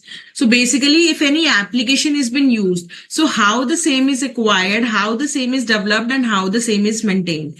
So ultimately, what is the objective? Financial reporting objectives should be achieved. So the objective of such control is to ensure that systems are developed, configured, and implemented to meet the financial reporting objective. Now, just think that what all activities can be there with respect to acquisition of or development of an application system. So it basically includes the overall management of development activity. So when the application based system is what? Developed. Project initiation, the project will be initiated, analysis and design will be there, construction of that application system will be there, testing and quality assurance. So when we talk about, see students, this is a little bit technical, right? But if you just, let me just tell you as to how to learn. So one of the student is saying that he is getting a little confused. See, let's discuss about this point only, the last point, which is what? Application system acquisition, development, maintenance. So I told you in these 4 points, one of the common point is what? To meet the financial reporting objectives. Clear? Okay. Like Rick Ghosh and other students also, I'm writing this because I want all of you to understand as to how to learn also. These are the revisionary sessions for the purpose of your January 25 exams. Huh? So how to learn? Because I always tell you that what you are going to fetch marks for what you are going to write in the paper. And you can write in the paper only once you have learned also after understanding. So I'm talking about this 4th point. So this is saying that application system acquisition, development, and maintenance. So with respect to such control, what all activities can be included? So overall management of what? The development activities. Now just consider that with respect to development or acquisition of an applications, I mean, let's say within the for the financial reporting, some application has been installed, some SAP based system has been installed. So first of all, you will initiate that project. So project initiation will come. Then analysis and design will also be considered. Construct that process. See, these are what the development activities. Then that application will be constructed, and when you have to use it, you will first test it, and you will ensure that the quality has been maintained. So yes, certain part of learning is required, but this is not at all confusing. See, what are the points? Meeting the financial reporting objectives, right? So the system that has been acquired or developed, it should meet the financial reporting objectives. And it includes the activities relating to overall management of development activities, project initiation. Just keep in your mind, first of all, project will be initiated. Then analysis and design will be there. Construction will be there. Testing and quality assurance will be there. So tell me, Rick Ghosh, is it clear? Same way, let us discuss this access security point also. Access security. Okay? So, see, it basically says that, let me just write it here. I'm discussing this third point. So it says that the access to the program and the data should be authorized so that it continues to meet the financial reporting objectives. Clear? And then it talks about the activities relating to security of, tell me, application, data, operating system, network, and physical security. Right? And then again, it also says security organization and management. Tell me. And policies and procedures. Tell me, these are the keywords. Are you able to understand as to how to learn also? How to pick up the keywords? Let us talk about this program change now. So let me just, here I'm writing about program change. Okay. So first and foremost, what will come? See, program change. So the modified program, this should continue to meet what financial reporting objectives. Clear? Is it clear? Then, just a minute. Then I told you that with respect to change request, see, someone is asking for the, is requesting for the change to be done to the program. It should be recorded to recording, managing, and tracking of change request. And then once such recording, managing, and tracking of change request is there, such changes will be made, plus the same will be what? Tested also. Is it confusing? It is technical, I understand, a little bit technical, but it is not at all confusing and it is very simple to learn. See, these are the keywords and this is the technique how you are going to fetch good marks. So tell me, students, and Rick Ghosh, tell me, are you clear about these 3 points? Clear? Now let us do this data center point also. Let me just take another sheet. So I'm talking about the first point now regarding data center and network. So first of all, what is the point? You tell me. Quickly send in your replies. Quickly send in your replies.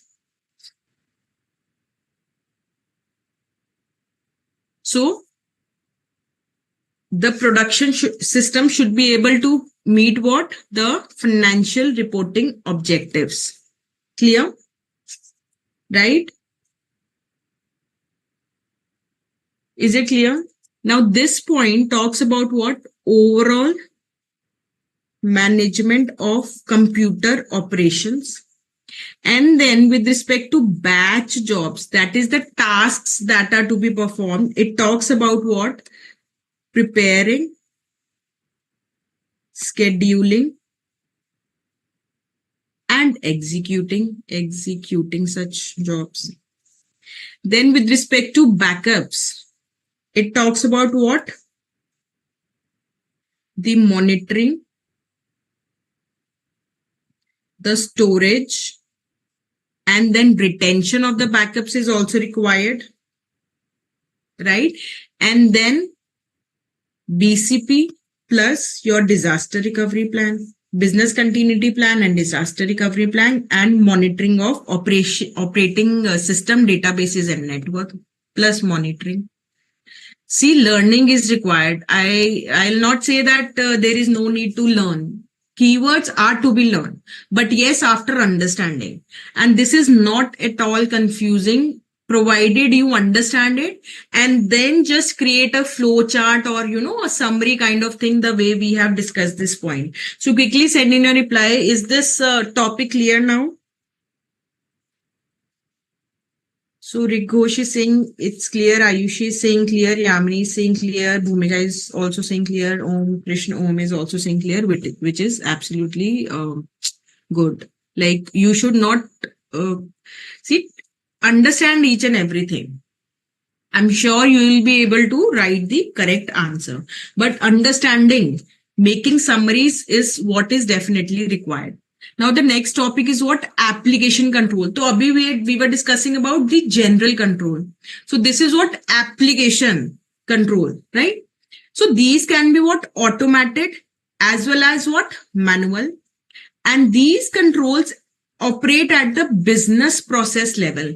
So, for example, any application has been, application control has been there with respect to, let's say, the HR department or let's say the finance department. So at this level only this is going to perform, and it can be what? Automated also, and it can be what? Manual also, or a combination of both also.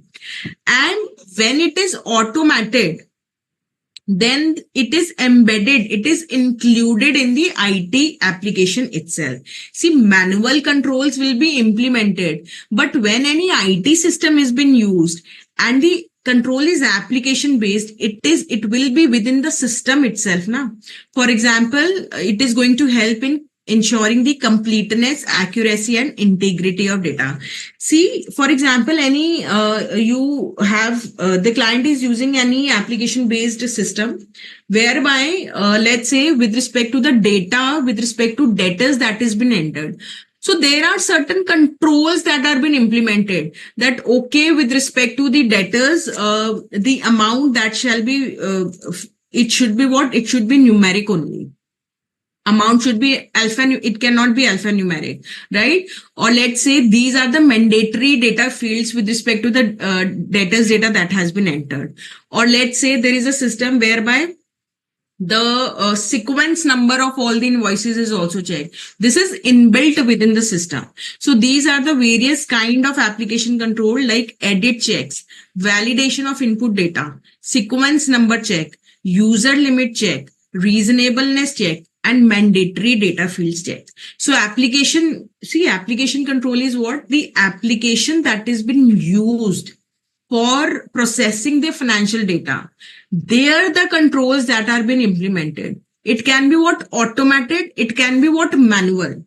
So automated can be what? Suppose a system, I gave you example of what? Where the debtor balances has been entered. So there can be various inbuilt, embedded is what? Inbuilt within the IT application. There will be certain system now that, okay, there will be certain checks, edit checks, validation of input data, sequence number checks, user limit check that will be implemented. Or any manual control can also be implemented. So we are talking about what? Automated environment, but the control which is there on that particular application, it can be what? Either automated or manual. Clear? And the third one is what? IT dependent control. So this control is basically manual, but it is dependent upon what information technology. So the manual controls that make use of some form of data information report produced from IT systems and applications. So these control are performed manually, but their design and effectiveness depend upon the reliability of source data, which is from the IT system. And you all know that general IT controls are required for effective implementation of what your IT dependent or your automated your application controls, right?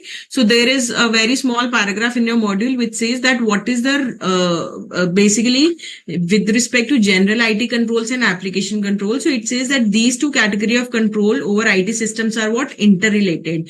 The relation between application controls and general IT control is such that general IT controls are needed to support the functioning of application controls, and both are needed to ensure complete and accurate information processing through the IT system. I hope it is clear.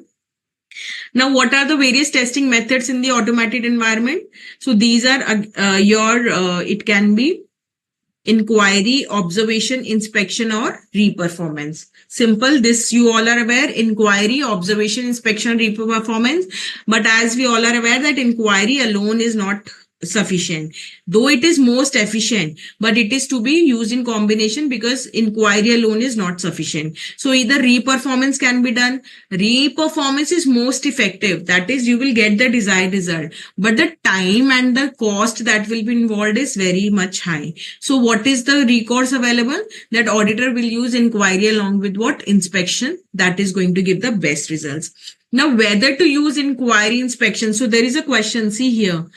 You can write, see, this makes a 3-mark question here. Which audit test to use, when and in what combination to use? So what is the answer? See, it depends upon auditor's professional judgment.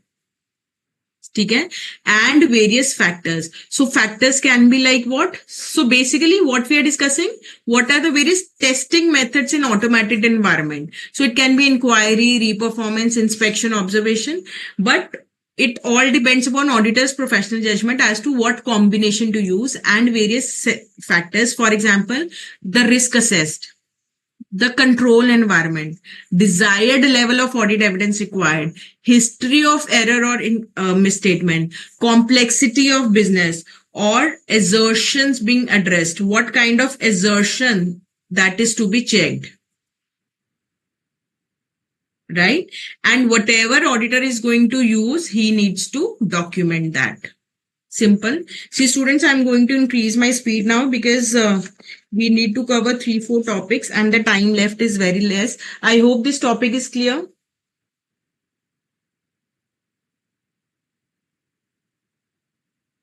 See, Komalpreet, if IT dependent controls are there, if they are automated, see, application control is what? It can be either automated or manual or combination of both also. IT dependent means that the control is manual, but it is dependent upon the some data which is coming from what? IT dependent system. Okay, is it clear? As the name suggests, dependent on IT, right?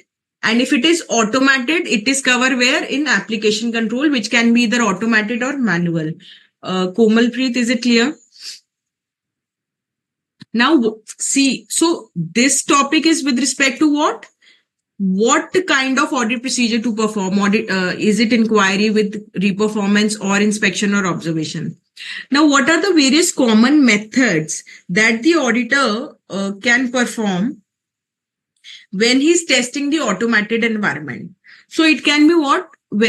Obtaining the understanding of how an automated transaction is processed by walkthrough tests. See, what is walkthrough? When the auditor is checking one transaction from the starting till the end, that how the same is processed, right? The walkthrough test. Observing how a user processes transaction under different scenarios and inspecting the configuration designed in the application. So you may the auditor may read the manual with respect to the application that has been used, that what is the configuration. And if a person is actually, if the employee of the organization is actually processing the transaction, he can observe how such transaction has been processed, or he may do what, a walkthrough test. So these are the common methods that the auditor uses while he's testing the automated environment, and these are the things that he consider when he has to see whether to use inquiry, reperformance, inspection. That is what procedure to use, when to use, and all. Clear? Now the next topic is what? Characteristics of manual elements of manual and automated and elements of internal control. So please read this as homework, which is given on page number 3.60. It basically says that if manual controls are used in your internal control, where can that manual control be used? If automated is used, then how the same will be used. So it basically says that if any manual control is used, then reconciliation, follow-ups, review, everything will be what? Manual. In case of automated, all this will be done by the system itself, right? Now this topic 9.1, it basically is divided into 3 parts. So these are basically the parts that manual elements of control, that is where the manual internal control has been implemented. So where it is more suitable, where it is less suitable, and why it is less suitable. So I'll just quickly take you through these topics. So see where the manual control is less suitable. So first of all, let us see why is it less suitable. So see, these manual control, these can be easily bypassed, ignored, or overridden, and they are more prone to simple errors and mistake. And consistency is also not there. So that is why they are less suitable where there is high volume of recurring transactions. Right? High volume of transaction or recurring, which is happening again and again. Or the control activities where specific ways to perform control can be adequately designed and automated. That is, if any area is there where automatic control is more effective, then there also the manual will become less suitable. Clear? So we have done this topic, that why manual control is less suitable. Because more prone to error, mistakes can be there, these can be bypassed, ignored, overridden, and consistency is not there. So where volume of transaction is high, or the recurring transactions are there, or control activities where automatics are more effective, their manual is less suitable. So where is manual more suitable? In case of unusual non-recurring transaction. Circumstances where errors are difficult to be defined and anticipated or predicted, where you are not aware that what kind of misstatement or what kind of error can come, how will you implement the manual control? How will you implement the automatic control? Na? So you will have to have an instant manual control only in changing circumstances, in monitoring the effectiveness of automated control. You all are aware, we have seen that for the effectiveness of the automated control, manual controls are required. Is it clear? So where these are suitable, why they are less suitable, and where they are less suitable. Now the next topic is audit approach in an automated environment. See, audit approach as such is going to remain the same. Right? So when the auditor is assessing the risk, when he is understanding and evaluating such automated environment, when he is testing the operating effectiveness, and when he is reporting, what all will be the audit approach. So when the auditor is assessing the risk with respect to the audit environment, see, these are the points that you have already covered so far. So he'll identify significant accounts and disclosures whereby there is impact of automated environment, qualitative and quantitative consideration, both kind of considerations he is going to consider. The relevant financial statement assertion where there is going to be the impact of the automated environment and the IT related risk he'll see. Identify likely source of misstatement and consider the risk arising from use of the IT system. So he's assessing the IT risk here. Now, understanding and evaluate he will document the understanding of the business processes, the flowcharts, and the narratives. So he will If you remember flowcharts, narrative, you all have done. These are the methods to evaluate the internal control. Na? IT, automated environment, is again what? When he's understanding internal control, he's obtaining understanding of automated environment also. So he'll document all that understanding. He'll prepare the risk control matrices. He'll understand the design control by performing what walkthrough test and end-to-end processes we have just done. He'll process wide consideration for entity level control and segregation of duty, whether segregation of duty is there or not. IT, general control and application control, he's going to consider, test, understand and evaluate. Then when he's testing the operating effectiveness, he'll see the nature, timing, extent of the control testing. That is what is going to be the nature, timing, extent of his procedures. He'll assess the reliability of source data, completeness and of population. He'll test key reports and spreadsheets.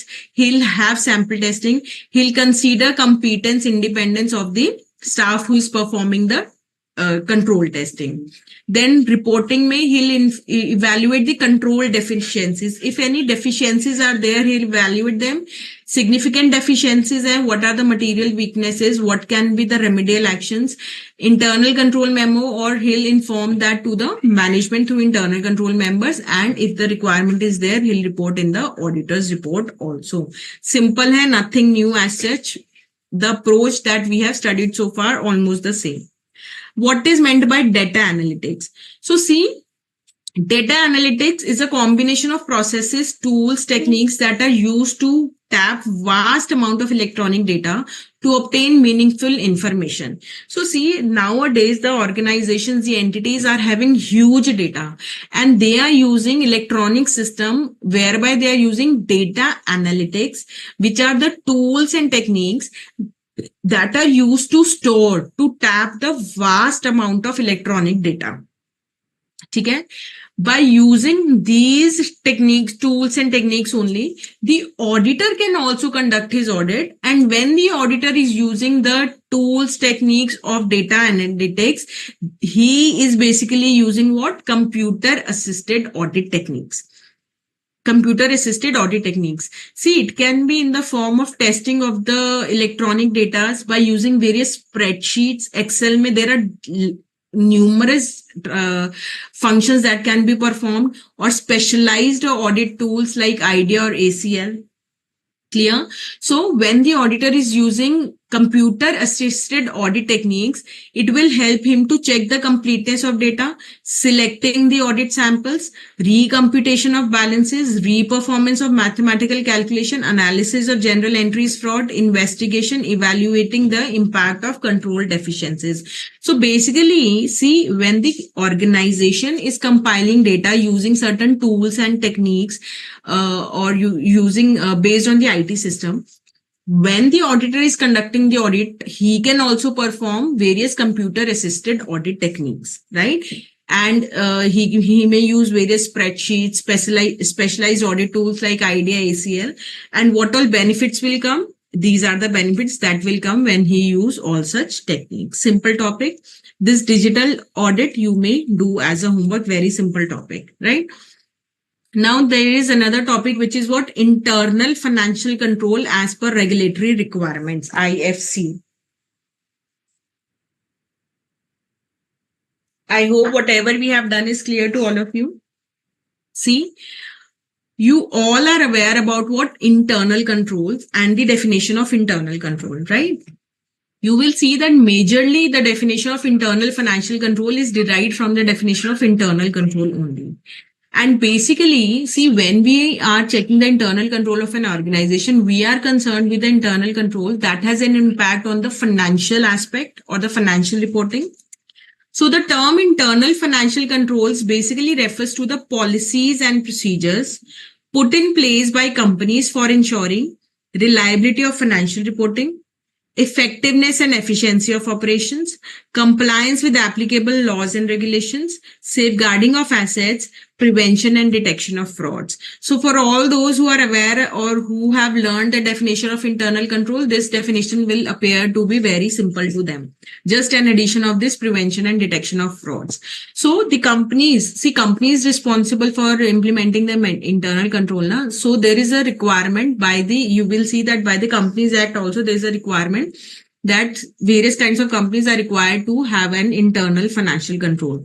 Then there are certain requirements with respect to the directors, with respect to the audit committee, and then with respect to the auditor that we are going to discuss. So the Companies Act, so we are on page number 3.63, right? So I hope you are clear with the definition. That is the policies and procedures put in place by companies for ensuring what? Reliability of financial reporting, effectiveness, efficiency of operation, compliance with law regulations, safeguarding of assets, and prevention detection of frauds. So the Companies Act 2013 has placed a greater emphasis on effective implementation and reporting on internal controls. The term internal financial control is used under the Companies Act 2013, casting responsibilities as. So Section 134, subsection 5, subsection 5, clause E, this is with respect to director's responsibility statement. So it basically says that, just a minute. So it basically says that the director, in case of the listed companies, the director's responsibility statement shall state that whether the directors have laid down the internal financial control, and such internal financial control should be adequate and should be operating effectively. Clear? So this is the responsibility with respect to the director's responsibility statement, that whether the directors had laid down the internal financial control to be followed by the company, and such internal control should be adequate, internal financial control should be adequate and operating effectively. Now, with respect to the auditor's responsibility, Section 143, subsection 3, clause I says that the auditor's report shall state, so mandatorily, whether the company has adequate internal financial control system in place and the operating effectiveness. So this is the reporting requirement with respect to the auditor, but with respect to these two kinds of companies, such reporting requirement is not there. So this requirement shall not apply to private company, which is one-person company or a small company, or where the turnover is less than 50 crore as per the latest audited financial statement, and which has the aggregate borrowings from bank or financial institution or body corporate at any point of time during the financial year, which is less than what, 25 CR, right? So auditors ke liye, there is a responsibility to report that whether the company is having what, internal financial control and adequacy and operating effectiveness. But for a private company, which is either a one-person company or small company, such requirement is not there. Or in case of a private company which has a turnover less than 50 crore as per the latest audited financial statement, and this is connected by what? And the aggregate borrowing from bank, financial institution, or any corporate body at any point of time. So this is not talking about the end of the year. At any point of time during the year, it should not exceed what? 25 crores. Now this next section 177 subsection 4 clause 7 is with respect to the responsibility of what? Audit committee. So every audit committee shall act in accordance with the terms of reference specified in writing by board, which shall inter alia, what is inter alia? Among other things, it shall include evaluation of internal financial control and risk management system. So here there is a responsibility on audit committee to evaluate the internal financial control and the risk management systems. And then is section 149 subsection 8, which is with respect to code of independent directors. So as per this code, the role and function of independent directors include that they shall satisfy themselves on the integrity of financial information and that financial controls and systems of risk management are robust and defensible. Robust is what? Strong. They are what? Strong. So these are the various responsibilities with respect to the internal financial control. What is meant by internal financial control? The policies and procedures placed in by the companies for ensuring these 5 things. Then there is a responsibility with respect to section 134 subsection 5 clause E, that is with respect to director's responsibility statement. Then 143 subsection 3 clause I with respect to reporting by the auditor, but that is not required. private company, which is one person company or small company, or a company which is having a turnover of less than 50 crore as per the latest audited financial statement, and which has the aggregate borrowings from bank or financial institution or any body corporate at any point of time for less than 25 CR. 177 subsection 4 clause 7 is with respect to responsibility on audit committee, and 149 subsection 8 is with respect to what? Your code for independent audit directors. Clear? Documenting the risk is, this is basically when the auditor has assessed the IT risk. What all documentation is required? This is very simple. Do it as your homework. This is also again very simple. Assessing and reporting the audit findings. Do it as a homework, right? See, I'm giving you certain homework. These are very simple topics. In case doubt will be there, then we can always discuss it in the next session. Now, with respect to the assessed risk, essay 330, one topic that I want to cover is with respect to, just a minute. Yes, this topic. We are on page number 3.68.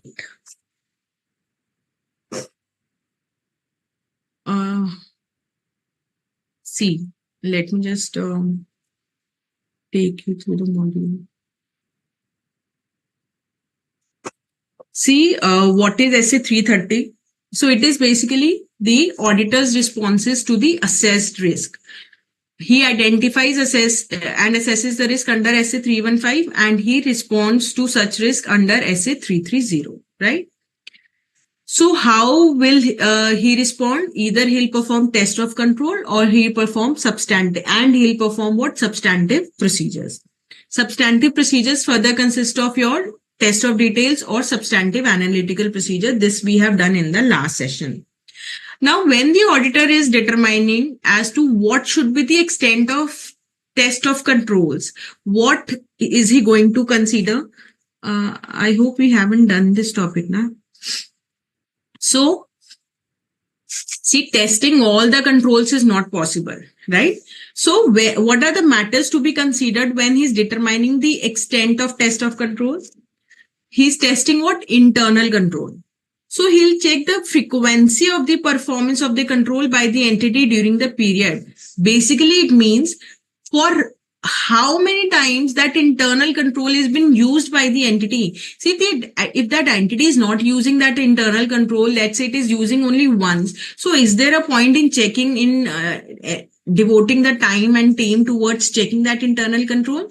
So frequency of performance of the control by the entity. If any control is there which has been used by the organization throughout the year, let's say with respect to sales and purchases. So it is, the auditor may in his professional judgment determine to test such an internal control and to rely on such internal control after testing. Why? Because the same has been used on various or volume of transactions.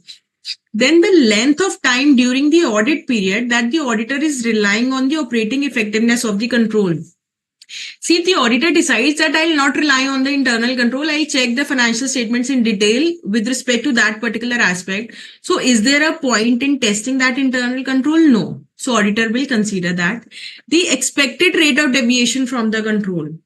So what auditor expects, right? The relevance and reliability of audit evidence to be obtained regarding the operating effectiveness of the control at the assertion level. So what is the relevance and reliability of such audit evidence that he is going to obtain with respect to that particular assertion? The extent to which audit evidence is obtained from test of control related to that assertion. For example, a particular assertion, a particular item of financial statement is there on which, let's say, 4 internal controls have been implemented by the organization. The auditor has already checked these internal controls. So, what is the result of such testing is going to determine whether auditor is going to check this test, this control also. So what are the matters to be considered in determining the extent of test of controls? Clear? Another important topic that I want to discuss is what? See, what will be the timing of test of control? It can be at a particular time when the entity is performing, for example, what? Inventory verification. So inventory verification is the physical verification of inventory is one of the internal controls that is implemented by the management. Or so if it is done by the management, let's say on 31st March, so at that particular time only the auditor can check that now, or it can be throughout the period. For example, the internal control implemented on the sales or the purchases. Simple. Now is the last topic that I'm going to discuss with respect to this chapter, which is given on page number 3.68. So we have covered 97% of the entire chapter. We have seen the module also. Few topics which I have asked you to do as a homework. In case you have any doubt, you can always ask them in the next session. Also, there are certain topics on page number 3.70 and 3.71 that I'll be taking up when we'll be starting with chapter number 4, because they are in they are linked. Okay? So this is the last topic, which is what? Using audit evidence obtained in previous audit. Right? So see, when the auditor, if you remember, we have done that auditor will check the internal control in such a way that all the relevant internal control get covered within a period of, let's say, 3 years. So whether his knowledge that he has obtained in the last year with respect to previous audit, with respect to any of the internal control, whether that knowledge he can use in this year or not, so this is the question. Using audit evidence obtained in previous audit, what all points the auditor is going to consider. So in order to make this topic, in order to make the understanding and learning of this topic easy, I've divided this into 2 parts. So 3 points are relating to effectiveness of something and 3 points are relating to risks, right? So the auditor may use the audit evidence that he has obtained in the previous audit. For that, he'll consider what? The effectiveness of other elements of internal control. If you remember, if the control environment is effective, then only the internal control will be operating effectively. So let's say the internal control that the auditor checked in the last year, that was operating effectively, right? But here when the auditor is conducting the audit, he realizes that the control environment is not effective. The various control activities, monitoring of control is not there. So these monitoring of activity, control environment, control activity, these are what?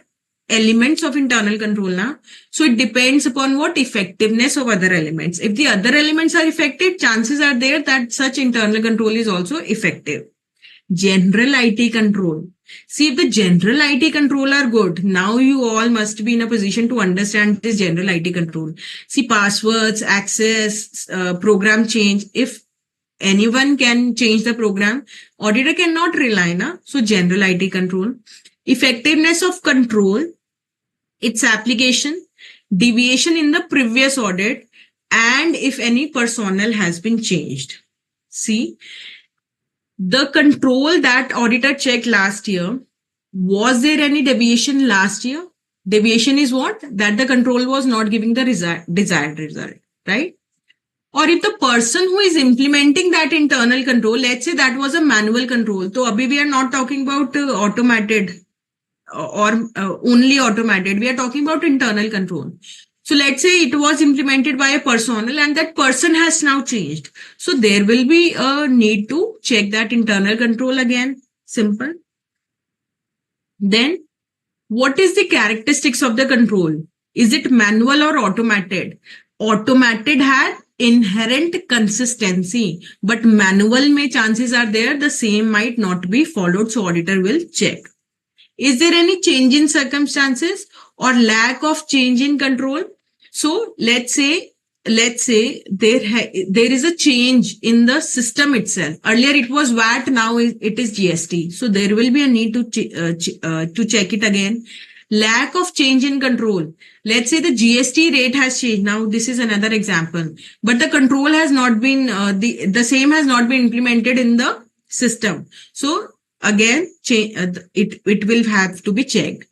Risk of material misstatement and extent of reliance of control the auditor will see. See, if the risk of material misstatement is high and the extent of reliance on the internal control by the auditor is high, obviously he is going to check it again. He'll not rely on his previous understanding. Why? Because his assessed risk of material misstatement is high.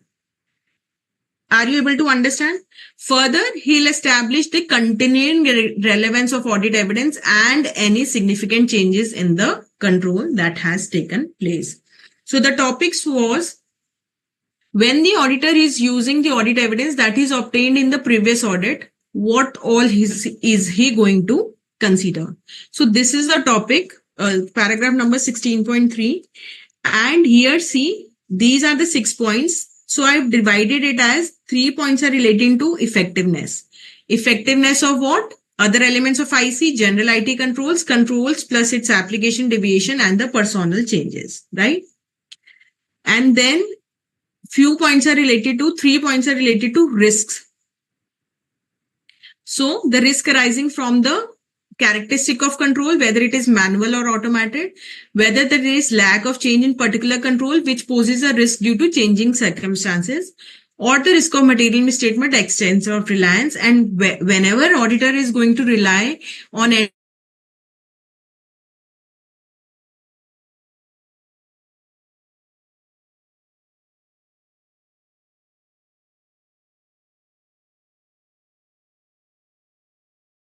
Are you able to understand? So with this, students, we have covered the entire chapter. This topic, this test of details, substantive analytical procedure, nature, extent of substantive procedures, this I am going to take up when we will be starting with chapter number 4. So students, if you have any specific doubt, so we can always discuss, and I'll be uploading the question with respect to this chapter. So if you have any query, you can discuss that in the next session, whereby though I'll be starting with chapter number 4, but topics of chapter number 3, if you have any doubt, I'll take that up. So I hope this entire chapter, which is a very like one of the lengthiest chapter, a bit technical also, but please, as I always tell you, that after the session, go through this entire chapter from your module in entirety, including all the questions. So time is not permitting. Otherwise, I would have discussed the questions, but still I'll upload the questions. If you have any doubt, the same can be discussed in the next session. So thank you, students.